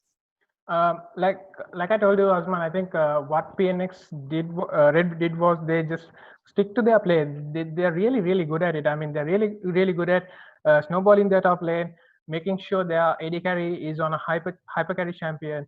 They take it to late game. The AD carry carries. They finish the game off. And I think FaZe was I feel like they just went a little bit overboard with the whole scaling thing because I didn't really think like it was necessary to pick very two good scaling champions in top and mid because in that way they are giving off a lot of pressure to the other side, whereas the jungler can't do much, and they also picked a lot of bad fights in the bot lane as well, where the fights were turned around with really good TPS from Red, and I think that was basically the turning point in the game. Yeah, definitely. And I think when we're taking an overall look, it was just in the end, it was just the fact that it seemed like FaZe were trying to put pressure where their game plan was not to really apply pressure. I think their job was to kind of dodge and kind of wait for their timings or their scalings to kind of play a part in how they wanted to execute their plan. But it seemed like they wanted to buy time by being aggressive, and most of the time that usually works. But in a with a comp that is as burst heavy, that is as control heavy as what PNX Red were running, I don't think it was the best decision that they could have made at that point. And maybe a little bit in terms of execution could have gone a little bit better in how they kind of pressured the bottom lane. because in the end, the Vayne was it was a huge deciding factor, because the Vayne was kind of outplaying everyone on the side of NA FaZe, and like you said, coming up with this 1 versus 9 performance, which is beautiful to watch for sure. I think just being able to kite someone as big and as damage heavy as the Nessus, and just the kiting ability that we saw, the way that you kind of mentioned that he was playing the best that he probably could at that point, and I think I 100% agree with you, because it was really beautiful to watch, and that is a huge part of League of Legends, just being able to dodge the skill shots, or in basic terms, outplaying your opponents. And in terms of how this game turned out, the vision control, the dragon control, the baron control, the lane control, everything, even the counter ganks, the fights that were taken, even though a few of them did turn out in terms of, like, it wasn't completely positive, but in the situation that NA FaZe were in, it was always definitely going to be a positive. They could get 1 or 2 kills, but it was never out of Red's hands. In terms of, the game was never out of their hands, it was always within their grasp, and they made sure that they didn't let it go. And I think that was something that was very important, and very well played by them. So let's see whether they can keep the momentum going in game number 2. So what sort of changes are you expecting from the side of FaZe? Do you think Red will be going with the same comp? Do you think NA FaZe will give them that opportunity, or do you think we'll be seeing many changes in game number 2? I mean, the thing is, like last match, we saw the typical Red who is playing, their whole comp. But I feel like it'll be very interesting me to see like their jungler on a good carry, and maybe their mid laner on a carry, to switch it up a little bit. But I don't think they will go out of their comfort zone, because this has been working really well for me.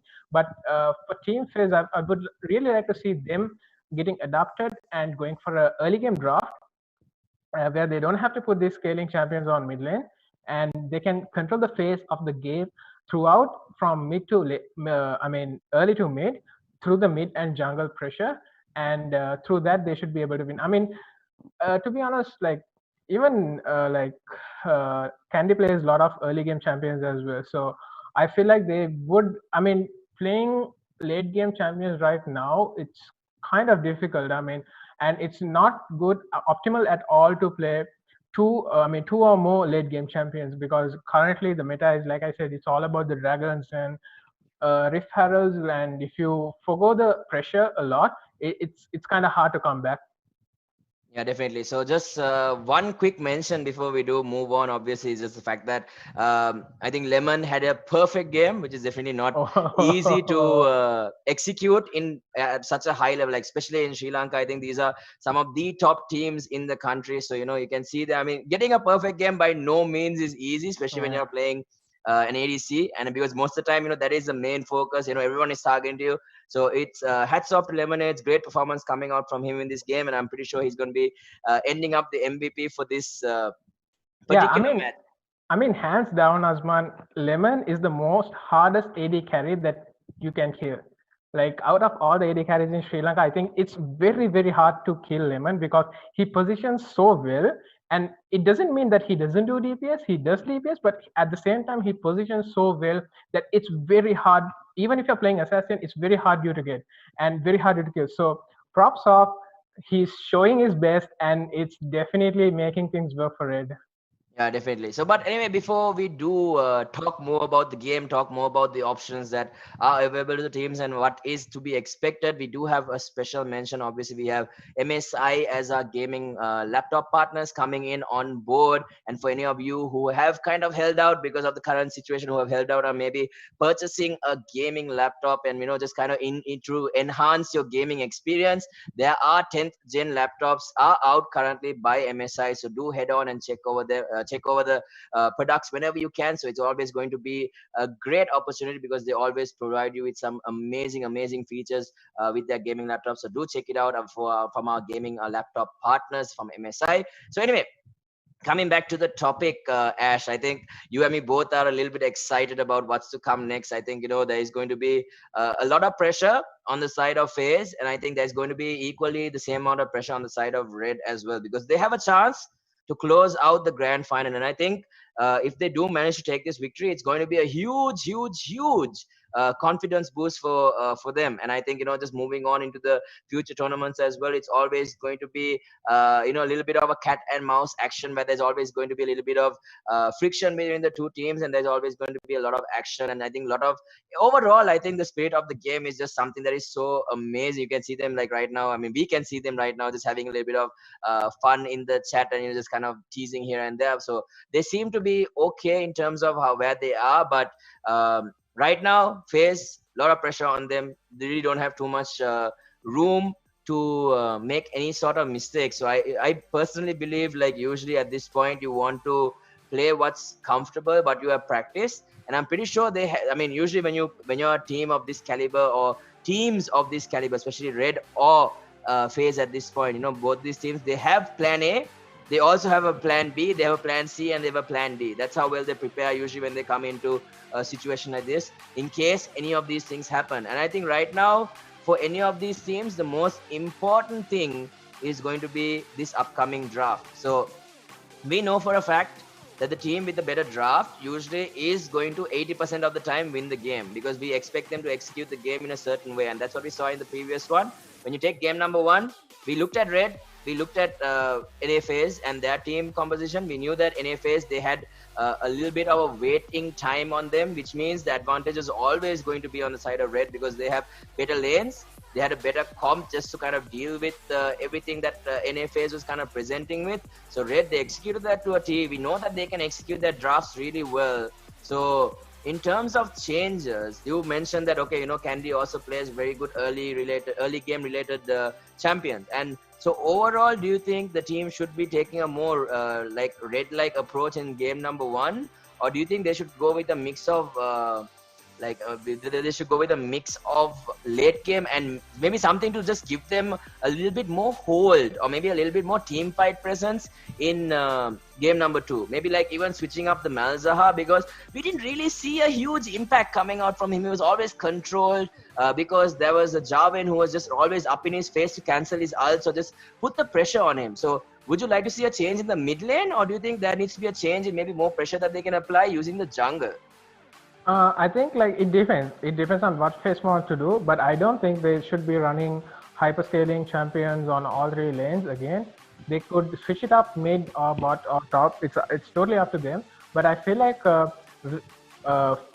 FaZe plays really, really well when they're under pressure. That I've seen a lot. So I feel like coming into the game 2, they will be fully prepared. I feel like they will have a better draft than Red. And I feel like they could have more edge on this, because I'm actually rooting for a 3-game series. So I feel and hope that FaZe has this game. Yeah, I think, even it's always nice, when you have a grand final and it goes to that final game where anything can happen. I think that is something that just brings so much joy, not just for the people who are watching from home, but it gives you so much value when you're even as a cast or as an analyst, and just someone in general who enjoys the game. But anyway, something we forgot to mention before the start of number 1 is right here. So it's going to be your champions that are playing the champions that are taking on each other here in the realm. So it's going to be on the side of NFAs. We have Shashika, Candy Panda, Boteju. We have Eranda, Gar XT, Madhushan. We have Taruka, Kratos, Fernando, Anjana, Real Mojo, Amara Singer, and Kushan, Saber, Dakshita. And the side of PnX Red, we have Kasun, Kassa, Vitanage, Hilal, Dew, Jismi, Nishal, Nish, Ranavira, Singer, Adil, Lema, Jismi, and Ashen Semitu. So actually, I never realized that there were brothers on the side of PnX Red. Yep, actually they play the bot lane together. Oh, really? I had no clue. I had zero clue. I had zero idea. So that is always something, cool to see. But anyway, ladies and gentlemen, in a very, very short time, we'll be getting down into the nitty gritty of things and getting into game number 2, which is going to be super, super exciting. Not just for us, but for you guys as well. I mean, we don't know what the outcome is going to be. We can only predict and we can expect.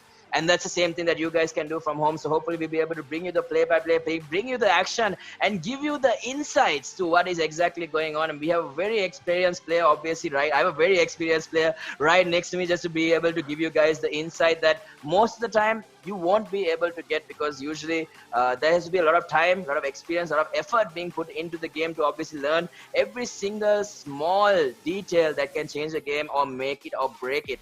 But anyway, with that, we'll be getting into the draft very shortly, ladies and gentlemen, so do stay tuned. But overall, before we do get into game number 2 here, I believe it's so Ash, he wants a game number 3, he wants to see game number 3, so he's definitely betting on NA FaZe to take this victory, and I am definitely along with him, because I want to see that excitement in game number 3. I want to see the hype, I want to see the pressure and how these teams are going to manage it. But with that, let's get into game number 2, ladies and gentlemen. League of Legends Grand Final, Samsung Online Esports Showdown. And with that, we'll be getting into the draft. So Ash, I'll let you take over and then basically run everyone through what is going on right now.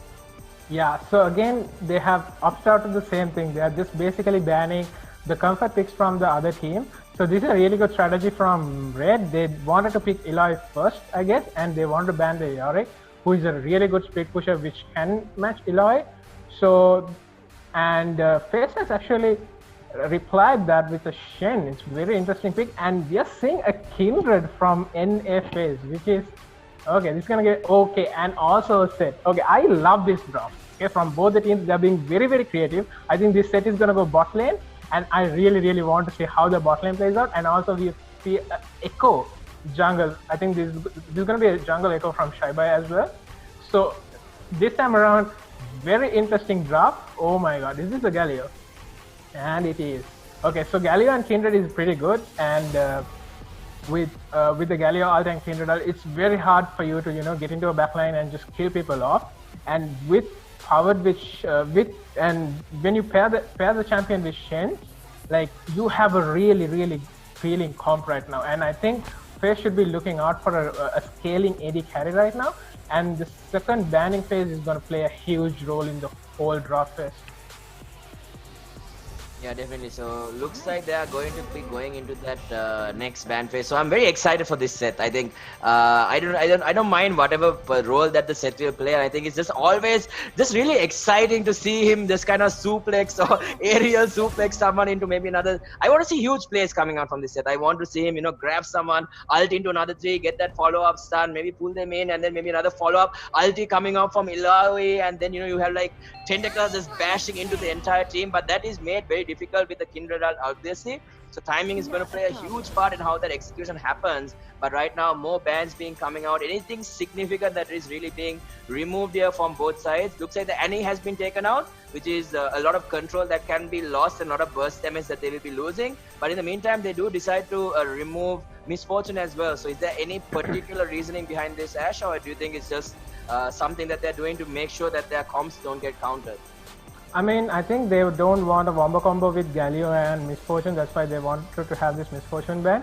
But a really good pickup from FaZe. They picking up Varus is huge, because Varus is a really good hype scaling carry, and they have so much resources that can peel to this Varus. They have Shen, they have Galio, they have Kindred ult, and we also see the Tristana being picked up by Lemonades here. We do see a Varus being picked up as well from the side of FaZe. That is going to be very interesting to see how that kind of fits into their comp with the Tristana on the side. It's actually Kasta who picks up the Tristana. I think they'll switch it up later, and it's going to be Rumble. So, oh my god. So very interesting comp for sure. I think you have a very insightful look on your face. You are expecting some very exciting stuff coming in from that. And with that, the final pick is going to be a Rakan. So looking at the drafts right now, who do you favor? I mean, it's very hard to say. And when Mojo was hovering Pyko, I was like, oh my god, is he gonna do that? And okay, we go with Rakan. I mean, they have good engage, and Galio also pairs really good with Rakan for the engage, so they do have some engage potential there. But the thing is, I feel like the match is gonna basically play out how well this Eloy is gonna do in top lane. Because it doesn't matter if Rumble gets ahead, it doesn't matter if Echo gets ahead, because as soon as they engage, the Kindred ult is going to get dropped, Galio ult is going to get dropped, Shen ult is going to get dropped. It's going to be very hard for Red to get the pick, to get the kills on to FaZe. But if Eloy gets ahead, I don't think anyone in FaZe can match up to the Eloy. There's no answer. So again, I feel like the Shy Boy will look to gank top and put this Eloy on a front foot again. And it all again comes down to the top lane matchup. So just something that, because I also kind of want to understand, because I think a lot of people who play the game 100% understand exactly what you're talking about, but I just want to kind of get under exactly what you're trying to explain, or what you're trying to actually, you've already explained it, but I just want to get an understanding further. The fact that why is it so important that they actually shut down the Ilaoi here and not allow him to get the items that he needs or get ahead of the top laner that is Shen on the other side? Is there any particular reason? Is there any something that that maybe that kind of allows Red to take advantage of the game if this Allow gets ahead? The issue is there is no one in FaZe who could match up to the Eloy's split push, because Eloy is really good at split push, and when he starts doing that, Shen can't answer the split push, and there's no way Kindred answer. So FaZe should at least let 3 champions to go and deal with the Eloy. That gives a big room to Red to do anything in the map. So once Eloy gets ahead, it'll be very hard for FaZe to deal with it, and just to match him in the side lane. So I feel like, but when you take the other champions like Rumble, Echo, Seth, they're just very team fight heavy, and FaZe has gone for a draft which is anti-team fight. They are really good at playing against team fight. They have the Kindred ult, like I said, they have the Galio ult, they also have the Shen ult. It's going to be very hard, doesn't matter how much burst comes through, it's going to be very hard that to kill anyone on team FaZe. But the only issue that I see for team FaZe is that Eloy, once he starts split pushing, it's very hard to deal with it. But so if FaZe was able to shut down the Eloy in the early game, they should be able to get this win very easily.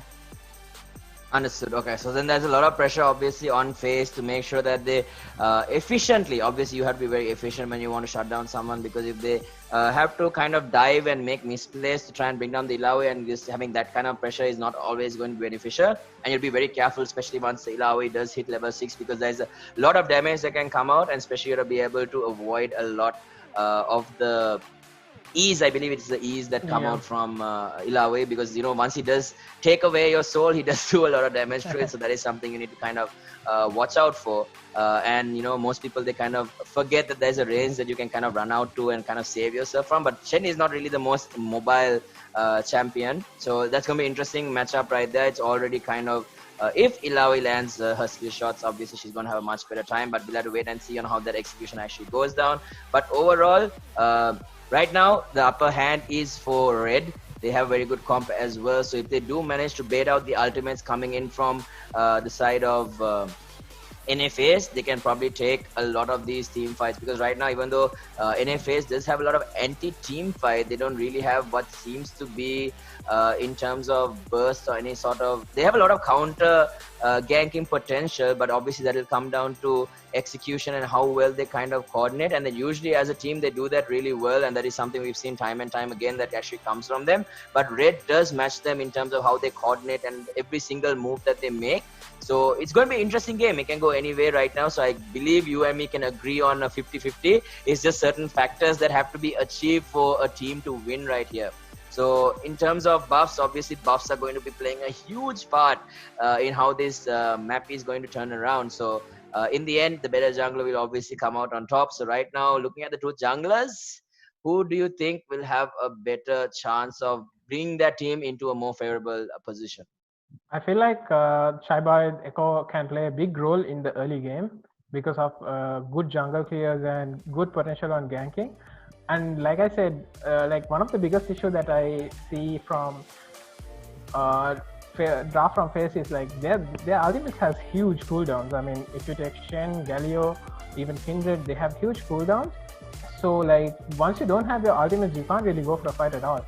And but if you take champions from Team Red, I mean, yes, Rumble does have a reasonable amount of cooldown on his ult, but other champions like Echo, Tristan, I said, they're really good at fighting, even though they don't really have the ultimates. So the skirmishes from Team Red is going to be really good, and that's one thing that FaZe should try to avoid at all costs. Yeah, and to be honest, like from the time that I kind of saw, just managed to even keep my eye on Seth, because I watch certain very particular types of champions in League of Legends, and Seth is someone that I'm very excited to see, because I've seen the kind of plays that you can make with the champion, and it's always, and he's very strong. He's very strong in terms of how he engages and just being able to be a very good enabler for the team. But likewise, maybe if you are even a little bit over aggressive, that can immediately just turn around. And the potential that he has with his skills as well, I think it has to fall into someone who knows what he's doing. And I think it's going to be very exciting to see what kind of duo we are going to be facing off against. So it's probably going to be Seth and Tristana in this bot lane going up against Averus and the Rakan. So in terms of bot lane right now, who do you favor in terms of better kill potential at least?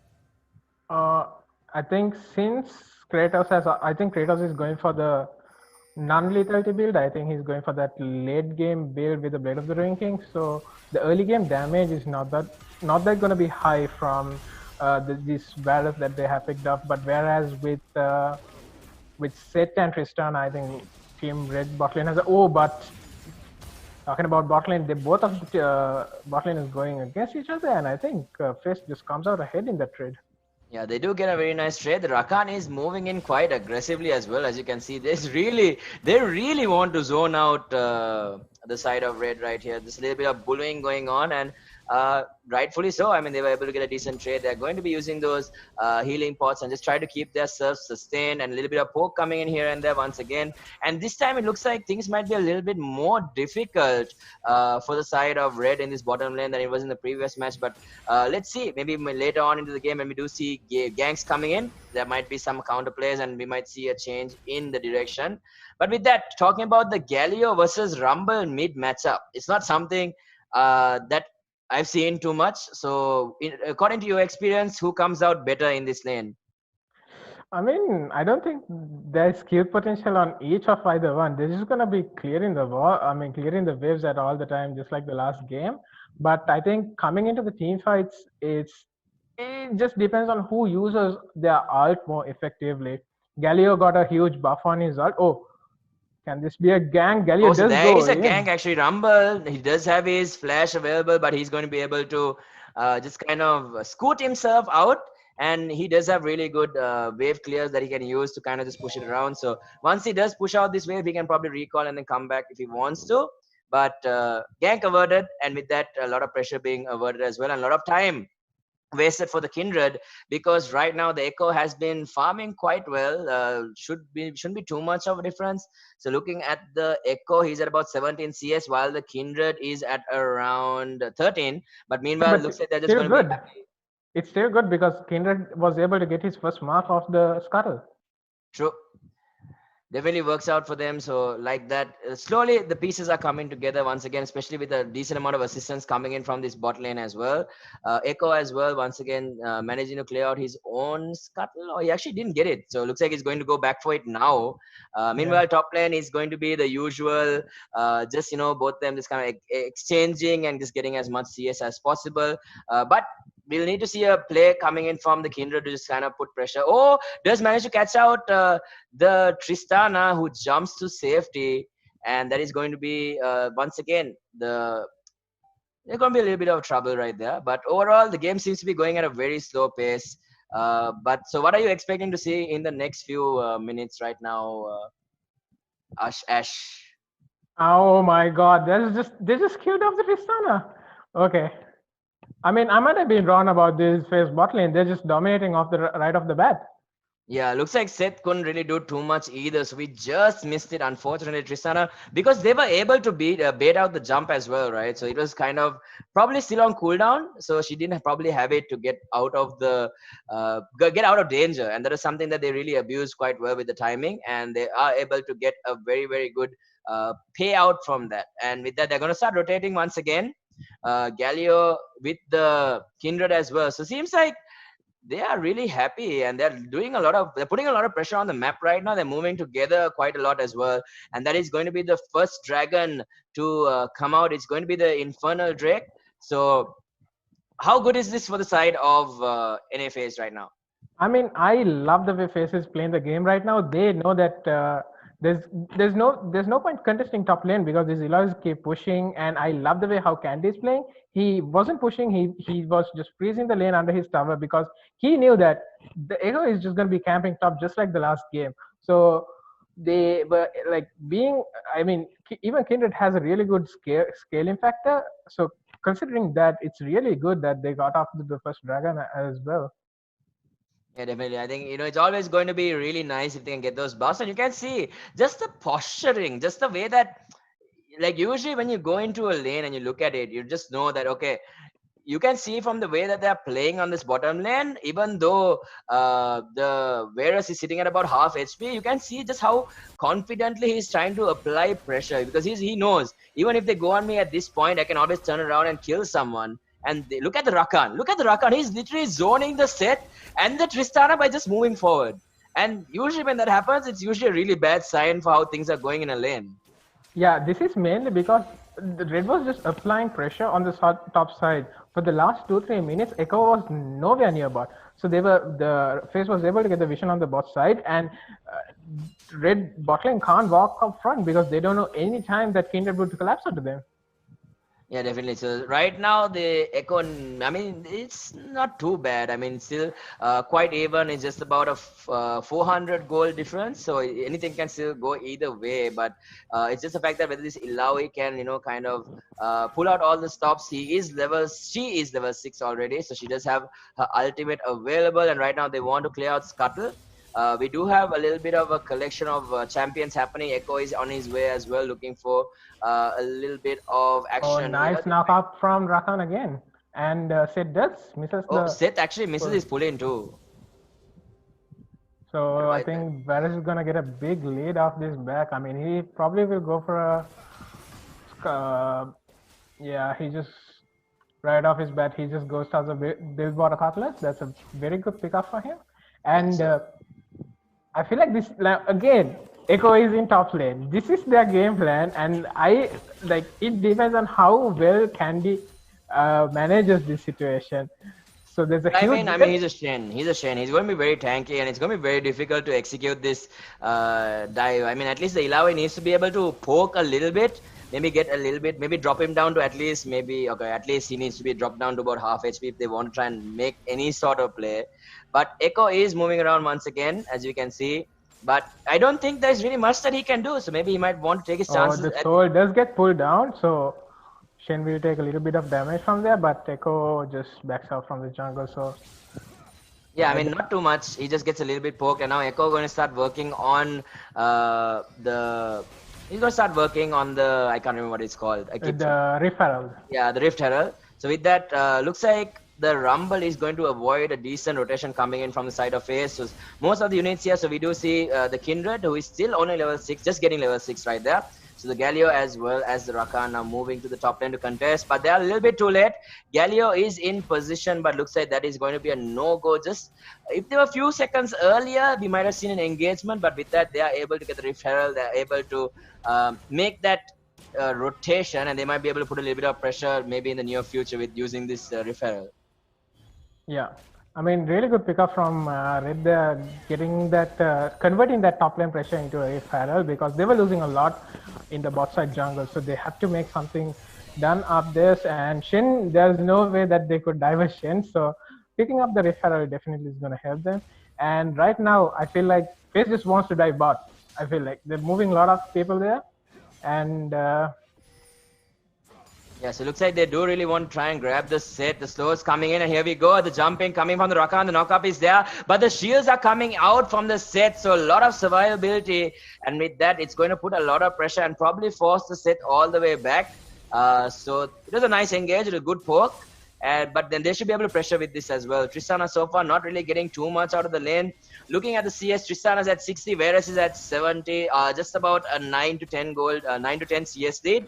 It's not too big, but in terms of the items being picked up right now, the Varus hurts. But here comes the Echo doing a lot of damage onto the Rakan. Rakan being able to move out of the way. The Sun is there as well. Should it really connect? It connects onto both actually. But here comes the Shen. He comes and he gets the taunt. Here comes the ultimate from the set, actually connecting onto two. And once again, really good coordination coming in. Burst down two. It's going to be the Varus as well as Rakan both getting taken out. And here comes the Rumble. Cleans out Candy Panda. And now it's going to be Galio in what seems to be a 1 versus 4 situation. Gets 1 kill, but that is going to be it. And what an engage coming in from the side of Red. Are you kidding me? Yeah, that was just crazy. I mean, making that play happen, Red was just going off the bat and just playing like crazy. I mean, it was just too good. I have no absolutely I have no words to describe that play, and everything just worked out perfectly for them. And they were losing a lot, and they were able to get the pressure off the bot lane again. And Tristana got one kill and 3 assists as well. So they are back in the lead. Yeah, now meanwhile in the bot lane, we do see the Ilaoi flashes coming out. Rakan going in once again. He does get the grab. Once again, the ultimate is there, but Rakan is able to make it out. But look at the damage that both of them are playing. This is a 2-on-1 situation. And the Ilaoi is just so strong with his tentacles. Yeah, I mean, he was able to get the soul, so there's no way, like, since Vaz doesn't have any healing reduction, there's no way that they can even 2v1 because... Meanwhile, a little bit of poke up coming in from the Galio in the mid lane, and even the Rumble is able to change it around and just tag up or trade a little bit with the Galio. But right now, things not looking too great for the side of NA FaZe. 2K goal lead on the side of Red with some great execution coming in. And we need to see something coming out from the Kindred, because the Kindred so far has been very silent. But anyway, a lot to come in the next few minutes. The next Dragon should be coming out very soon as well. So it looks like it might be... which Drake is this? A Cloud. Yeah, it's a Cloud Drake. Okay, sorry. So it's going to be very interesting to see. But overall, right now, the bot lane that was suddenly struggling seems to be doing quite well for themselves. Yeah, like I said, the thing is, I felt like the Galio came a little bit late. Otherwise, they could have been able to turn it around. But great execution from Team Red. They were so on point with their play, and even with their TP, they were able to turn it around. And I feel like that would have been a great turning point for them in this whole series. Definitely, and now bot lane already getting pressured once again. We do have about 4 champions heading that way along with the Galio. Galio just, does manage to spot out the Echo, and Echo once again does get the ult, looking in for the stun, does not connect. And with that, Galio should be able to move out a little bit. And now Rakan looking for the set. We did see a really good ult coming out from the set in the previous one. Can he pull off something even bigger in this next one? And just the survivability coming out from Seth is so nice, especially with the shield as well as the ult. And the stuns really set up really well. We just saw his explosive damage coming in. I think it was with the Haymaker, if I'm not mistaken. And just, he's able to do so much damage to both the Rakan as well as the Varus. So let's see how that kind of works out for them. Now Ilaoi back in the top lane, and you can see the damage is being done to the turret. And the turret on the side of Ilaoi's side has been almost untouched. Yeah, I mean, exactly. Like, Ilaoi kept pushing, and I feel like there will be... Oh, the Galio is going to get caught here. Galio in a little bit of trouble. Does stun up the Echo. The Echo has the ult. Going to use it almost immediately. It's a 3-on-2 situation. Looking for the Kindred. Kindred does have to pop her ult there. And once again is going to be able to disengage the Rumble as well as the Echo. Well, now the rest of the team. Galio ult also comes in. They're able to bait out a lot of these ults. And now they're looking to re-engage once again. The Echo coming in. And now the Galio moving forward. Does have a taunt. Is it going to connect? Does not connect on either the Echo or the Rumble. And this is some great execution, some great movements coming in from Red to bait out a lot of very long cooldown and important ultimates from the side of NA FaZe. Yeah, I mean, they were able to bait out the Kindred, Shen, and the Galio, so it will be very huge. I mean, FaZe might have to play in a back foot for the next couple of minutes, and this is going to help Team Red a lot in their next fight. Yeah, it's gonna pay them a lot of dividends in for sure, but I think now they have on a timer where they can really abuse the fact that Kindred ult is not available. There's no Shen ult either. So if they do try to get into an engage, or when this dragon does come up and they decide to take it, they might have a much better time in terms of how the team fight is going to go. And I think that is something definitely very, very important. And now we do see that Tristana has picked up that a few of her items as well, transferring that BF sword into a Storm Razor. So let's see whether we'll be seeing a lot of damage coming out from her. But right now, once again, going in for the Rift Herald, we do see the Echo, the Rumble, as well as the set in the area. Echo has his ult up once again in a little bit as well. Yeah, like I said, NFS can't really contest that. They blew all their ults, so this is basically free Rift Harrell for Team Red. And they want to go on this Eloy. I'm not sure that's the best they're idea. actually going on him though. But here we go. Once again, Rakan goes in and then immediately pulls out. And once again, the Ilaoi managing to do a decent amount of damage. And the Rakan is able to secure himself or move himself into safety. And immediately the rest of the team on red looking to run down into the Dragon's Pit. And that is exactly where they're going to end. And now Candy Panda is in the area as well. They're bringing it down really fast. And now Candy might get caught out. There is 4 champions and they have to give up the Cloud Dragon right there, and with that they are securing objective after objective, and it seems like the only thing that NFS can do right now is stand by and watch. Yeah, I mean, like I said, once until their ults are off cooldown, they can't just really do much. So they have to, NFS have to be very careful on picking their next team fight, because they have to utilize this ult to their maximum potential. Otherwise, they're just gonna lose. Otherwise they're just gonna lose all the objectives in the map. So I feel like once the ults are back on team phase, the next very team fight could basically decide this whole game. Yeah, definitely. So once again, I mean, it's just right now, PnX Red, just like the previous game, even in this one, they are just dictating the pace and they are looking to finish things up. They want to take the victory and take this title home right now with a 1-point lead. They have 2 buffs under their table, I mean, under their belts. They have the Mountain Dragon as well as the Cloud Dragon. So they have so much to work with. And having 10% ultimate cooldown reduction is always going to be very nice in terms of how they're going to utilize, because they want to be exploiting the fact that the side of phase, they actually have very long cooldowns, but right now Rakan moving in misses the knock-up. The Echo and the Seth are both in position. Here comes the jump in. The Echo is on top of 2 right here. The Seth moving in. Can he bring anyone here? No. The Galio ult is there but doesn't connect with anyone, and now the Echo goes back and stuns another 2, and now it's a full-on team fight, and with that it's going to be Galio bringing down the Echo, and now it's going to be Kassa stuck in the middle of everyone, and now NFS running around. Double kill for the Kindred. The ult is there to mitigate a lot of this damage, staying in the area, and once again he's going to be the Lao. It's chasing down the Kindred but not being able to catch her, and he might get isolated and brought down. The Galio is there with the tower. The Ilaoi, they managed to take out the poppy plant as well, and what a turnaround coming out from phase. This should be the Ilaoi taking down. The Ilaoi does manage to bring down the Kindred in the meantime, and now the Tristana comes in as well. The Tristana goes down, and that is going to be a 4-for-3 exchange going in favor of NFS, and they pulled it off. They are not out of the waters yet. Yeah, I mean, props to both teams. They played really well, but like I said, faced with their ults are really, really good at, I mean, counter-engaging most of these team fight heavy champions. And they did pull it off for the most part of the fight. And now, again, they're on timer. They can't do anything for the next 1.5 minutes. So, yeah, I'm not sure what the Dragon timer is right now. I think it's 2 minutes. Okay, it's 2 minutes and 25 seconds. Yeah. So they still have some time. So they have time until their cooldowns are back up. And I think right now FaZe does understand like how important their cooldowns on these ultimates are, and how like they have to play around it.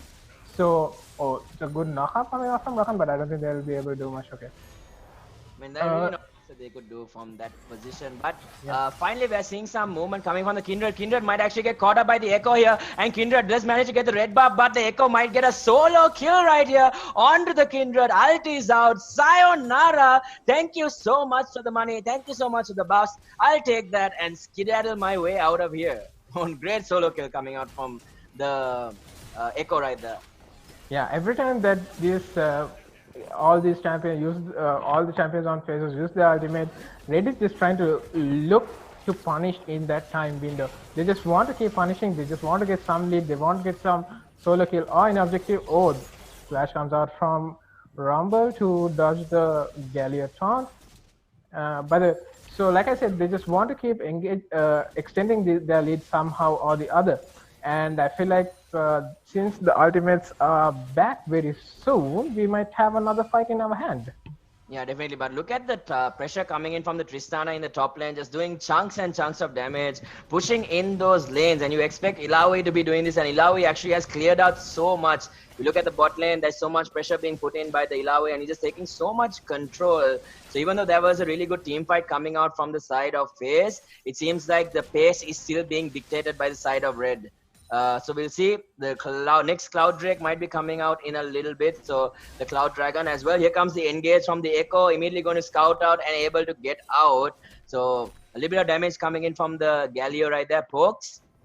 Once again, just making sure to take off as much vision as they possibly can. And now Ilaoi with the pull has the Galio held in, and the Galio is taking a decent amount of damage. Once again, he does lose actually half of his health from that. Oh, he gets another pull. He might actually die from this. No, he actually survives. Oh, and what a knockout from Rakan. Oh, he gets a 4-man knockup. Where's the follow-up? Here comes the Galio. Oh, they're going in for the engagement right now, but it's so far. It looks like the Ilaoi is dominating so much damage. The Kindred ult. Double kill for the Ilaoi, and now the set is chasing. They're looking for the next kill. Whereas is kiting, misses the Edo. And what a turnaround fight coming in from the side of Red to bring down the Galio as well as the Rakan, even though he was able to get a 4-man pull. And now Echo in a little bit of trouble. The flash comes in from the Varus. Varus gets the kill, but immediately gets taken out by the Tristana. The Ilaoi going in for the kill, but does not connect on to the Kindred. But in the end, the package is there from the Tristana, and that is a double kill. The team actually gets ace, and a little bit of a greedy play coming in from the side of NFAs, and so much being paid off for the side of Red right now. NFAs in shambles. Yeah, I mean, the thing is, that was a really good engage from Rakan, to be honest, but FaZe doesn't have much damage. They were not able to kill off anyone from Team Red with the engage. So they were just, Red was just able to completely turn it around after that, once the engage came through. And that, like I said, that Ilaoi is just too annoying to deal with. There's no counter for it. Definitely. So we'll have to wait and see what sort of plan that they're going to be able to come up with next. So right now they're kind of having a little bit of difficulty just turning things around. So looks like Red right now are in a very good position to just kind of close the grand final out 2-0. But obviously anything can happen. But once again, they have managed to take a lot of resources. Ilaoi moving in aggressively against this Galio. Galio trying to avoid as much as possible. The Kindred coming in. Here comes the taunt. The damage is there. Ilaoi has an ult. This might be a little bit dangerous, and look at the damage. He actually solo kills the Galio, and he's going for the Kindred as well. Look at the damage coming out. Nishastic right now, he is feeling himself. He is super confident, and this is exactly what you want from the pick, and the dividends is being paid right now. Great stuff coming out from him. And I mean, it's a free Baron for Red as well. There's the Team FaZe's jungler is in bot side, so there's no smite from Team FaZe, so they can just get the dragon, but they're a little bit hesitant on the engage coming that will come out. Oh, flash coming in from the Shen. Shen actually misses, and now he gets turned around and he's going to get blown up, and that is once again going to be the Tristana just getting more kills under her belt. And in the meantime, the bot lane is getting pressured. Where is FaZe going to go next? And where is Red going to start dominating next is the question. The push is coming in from both ways. The split push is ready. The buffs are ready. How are they going to take this fight right now? The top engagement, Rakan, he needs to get a good engage, but do they have the damage? Whereas getting caught out. Here comes the ultimate coming in from Seth, gets caught out, but here comes the knockup onto 2, holding them back. The ultimate coming in from Kindred does buy them some time. They managed to bring down actually one. They managed to bring down Dew, but with that 1 by 1, they're actually going to take taken down. Once again, the shutdown onto the Tristana coming in from the Galio. A double kill is there, but in the meantime, the bot lane is being destroyed by the Ilaoi, and the top lane is pushing in as well. They do manage to claim 2, the Tristana as well as the Seth. So it's some sort of consolation, but they lose 3 champions in the process right now. NFA is bleeding from every single corner that they can possibly bleed from. Oh my god, what a turn of events. So much happened in the last 4 minutes. Yeah, actually so much happening. The game just got accelerated like crazy. I mean, So, and also props to Team Red. They were just dominating throughout all. Oh, once again, we do see the Echo going in. They might be able to catch the Rakan once again. The knockup is there, and straight away the disengage coming in once they saw the Varus coming in. So really sorry, Ash, what were you saying before we got into that little bit of a skirmish? Yeah, I don't think we even have time to speak. There's just so much happening. So There's actually a lot, yeah.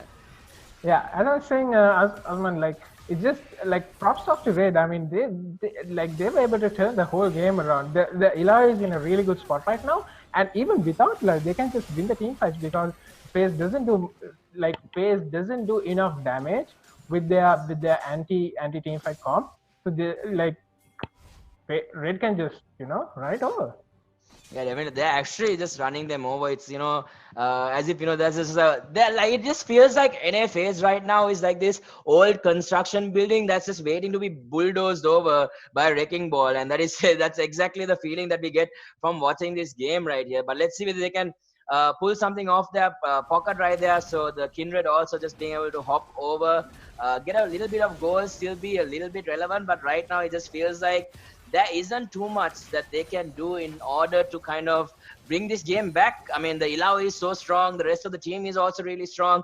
The Tristana is really doing a lot of damage, but only thing that's kind of this a little bit of a saving grace for them is the fact that the Tristana is at around level 12, but the Illaoi is just dangerous. The Illaoi is at level 15, and the Shen going in does get a stun, but Illaoi barely feels it.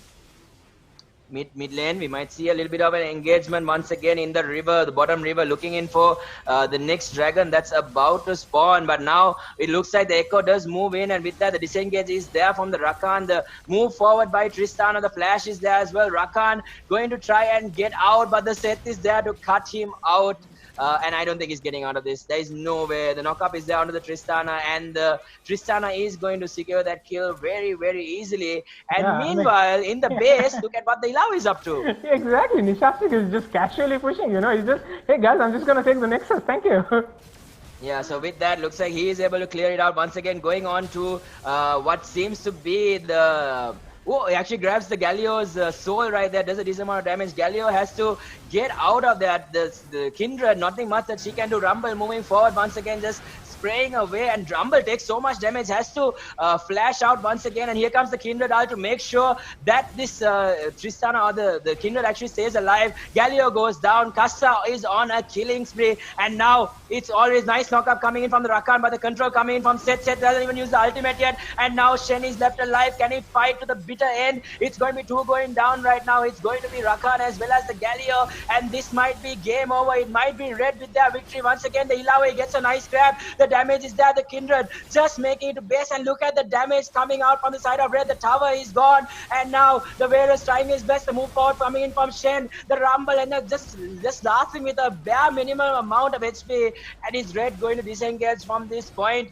Are they going to continue fighting on is the question. Are they baiting in the side of NFAs to try and get some sort of consolation prize? They do get a few knocks out, and the stuns are there. The Illaoi is just fighting. The damage is there. Oh my god. Gets the kill onto the Shen as well. There's so much happening, and with that, I think this might be over. Once again, a nice two-man knock-up, but the clock is actually there to kind of buy them some time once again, and now the Rakan trying to do as much damage as possible. Galio is there as well. The Illaoi is still alive. They're all still alive. Are you kidding me? And they don't even get a consolation prize out of the side of Red. They get out with every single champion. They leave nothing. They take everything. What a performance coming out from Red here. Dominance is the name of the game. Yeah, I mean, it's just, they're just going to take Baron, I think, here, and just going to finish it off, to be honest. And I don't really think they even need the Baron to finish off this game right now, because they are just, way too ahead. There's a 10k goal lead in favor of Red right now. It's just insane. Yeah, I mean, I think at this point we can probably take a guess and say that Red is going to be your grand finalist. But I'm a believer in comebacks, so anything is possible. Let's see how it's going to turn out right now. They're trying to give as much as they possibly can to the Varus, but I think it's a little bit too late right now at this point in time, Ash. They have their 4 buffs. If they want, they can wait for the soul as well, but I don't think they really need to once they get No, they already have the soul. They already have the soul. Oh, they got the soul. Sorry. So they have the soul as well. So they're ready for that. They get the Baron, and now the set is already engaging on Rakan. Rakan is able to dash out to safety, but I think there is not much time left on the clock for the side of NFAs here. Yeah, I mean, they have the soul, they have the Baron, they have everything that they, I mean, they're more than what they need to destroy the base. And they're just walking on to them, being the finalist and the winner of SLS, the Showdown 2020. Yeah, definitely. So this is going to be probably the last set. So the second Nexus as well as the turret is going to get taken out. Super Minions are going to start flooding the base. The Ilawi is ready. Grabs the soul right here. It's going to be the Shens. And there is a nice knockup coming in from the Rakan and nice ultimate follow-up coming in from Galio. But it's not going to be enough. They do manage to not bring anyone down yet. And we do see the Varus as well as the Galio get taken down. And once again, the Rakan almost getting taken out. It actually is going to be the Kindred as well as the Rakan. That's going to be an ace. GG is probably going to be called, and that is going to be, ladies and gentlemen, it's going to be the PnX Red, your champions for the Samsung Online Esports Showdown. And what a performance coming out from them. Domination was the name of the game. No room for NFAs to make any sort of comeback. The game was a total run over. Congratulations, well played. There's nothing better to see right there. Hats off to the side of PnX Red, and a very well deserved victory for them.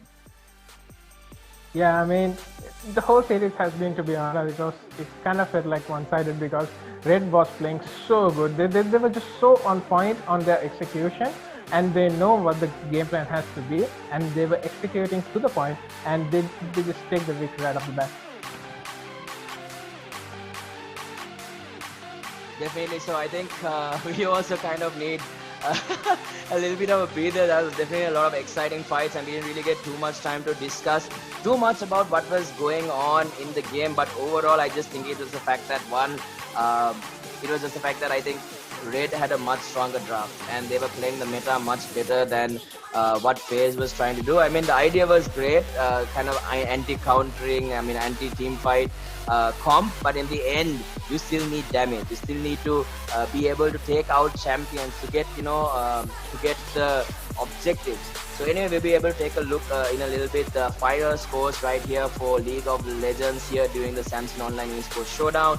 So it's going to be PnX Red with a very well deserved 2-0 win over NFAs. It was a really great two games that we saw, and I think there's going to be a lot of chatter around this victory for sure, and I think it's definitely well deserved. I think they played out of their minds today, and it is definitely very well deserved for them. But anyway, coming back into what just happened there. So Ash, what do you think put the nail in the coffin here for the side of NFAs? What do you think they could have done better to kind of turn this second match around? Do you think it was the draft that was the biggest issue that they had, or do you think it was just the overall execution of how they played? I mean, I don't think the draft of that bad from FaZe. They really did work on their drafting from their first game, but it's just that I think like they didn't really understood like they needed their ults to fight, and they took some fights without their ults and they lost. And also I think like early on to the game there's a insane play from Team Red with the bot lane teleport, and Hilal just going ham with the set, and getting that double stun. It was just beautiful to watch, and I think the execution on those small fights from Red, it was so on point.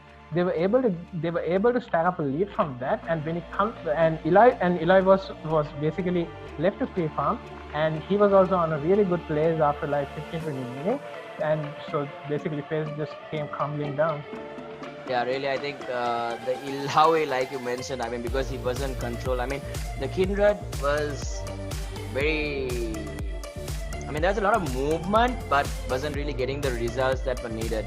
But anyway, with that, ladies and gentlemen, are you ready to see your champions for the Samsung Online Esports Showdown for League of Legends? So we'll be having that reveal very soon. So congratulations to PnX Red, your champions, and very well deserved indeed. Some amazing League of Legends for sure. We watched, I think, what was probably a very, very very high skill matches between two very, very talented teams, and the better jungler won in the end, is what you would probably say in the end.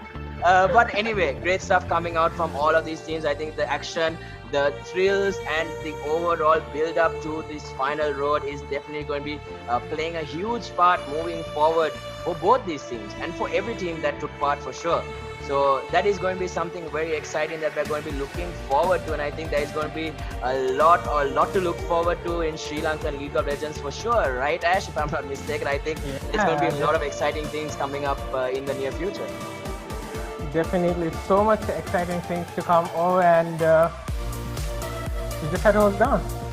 Yeah, definitely. I think we will definitely have to hold on quite a bit, but overall, what a performance, and just everything coming together today for the side of PnX Red, and I think they did everything, they deserved it. I think the coordination, the teamwork, the effort that they had put in was very, very clear from the get-go, and it was just a matter of time at this point. I think both teams fought really hard, but today, to be honest, PnX Red, they were just on another level. I mean, I always talk about whatever esport title that we're going through, right? It always comes down to it's a performance. It's kind of like a performance. It's every day is different. I think some days you play really well, and some days you play really not so well.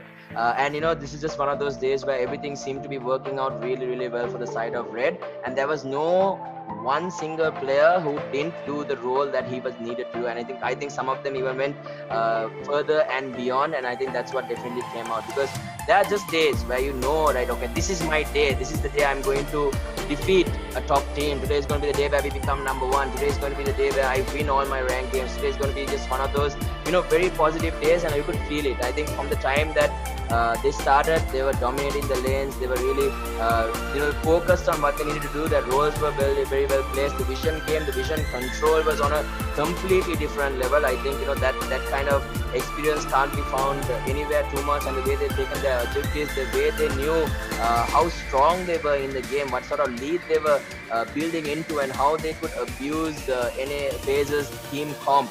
And I think just being able to go in, bait ultimates, especially Kindred's, Shen's, Galio's, and force all these anti-team fight ults and then engage at a later time just to have that advantage. I think those plays were just simply superb to watch. So hats off to them. But great fight coming out from NA FaZe. Better luck next time for them. But overall, it looks like there is going to be some exciting times ahead for the Sri Lankan league scene for sure. But overall, I think just an overall great performance. And is there anything that you'd like to share regarding the match, or just in regards to your experience here with us during the tournament as well? Ash, is there anything that you would like to say before we wrap everything up? I mean, it's actually been a great pleasure casting aside you, Osman. And, and thank you so much. I think this is the first time I'm casting on a GLK stream, and it was definitely very much enjoyable. And I hope more tournaments will come in the future where we keep up the hype, and more interesting things will also will be coming up in the future. And so everyone, just don't drop the hype. We'll be definitely back very soon. Yeah, definitely. So thank you so much. So before we do wrap up, ladies and gentlemen, once again, we do have a few special thank yous to mention. So obviously, we have to thank everyone, starting with obviously Samsung. Then we have our sponsors as well. So we have MSI and Yamaha on board as well. And then obviously our GLK production team. And we have our very experienced player who without whom I wouldn't be able to do much, obviously, because I need an insight as well, because he has so much. He has a wealth of experience under his belt as well. So it is my pleasure as well, just casting alongside you and learning a lot around the game. And thank you so much for all of you who joined in from home, who stayed tuned and watched very exciting games of League of Legends. And obviously a special thanks to our GLK production team, which I mentioned. And there was something else that we needed to really say, was the fact that this is all remotely connected. So I'm actually joining in from Kola, and you can see that Ash is joining in from Gaul, and then we have other referees and all joining in from Ratmalana and various parts in country. So we do apologize if there were certain inconveniences, maybe with audio or the syncing in terms of how things have happened. And we also want to really thank the GLK staff for doing a really good job and making sure the games happen on time, because this is not something that is very easy to execute. A lot of effort has been put in, and that time, and even just everyone in general, thank you so much for making this a huge success. And we hope all of you enjoyed the amazing League of Legends action that was on board here today. But with that, we do have more titles coming up in the future, I mean just in a few days. So we hope that all of you will tune into those games as well and just catch up and keep up with the hype, as Ash would say, just keep the hype going. And that is definitely what Sri Lankan esports needs to move forward, or going forward to improve and get better and get to a much better scene. But with that, thank you so much, ladies and gentlemen. This is going to be it from me and Ash for today. So good night. We will see you on the next one. Enjoy the rest of your night. So thank you so much, and we'll see you on the next one.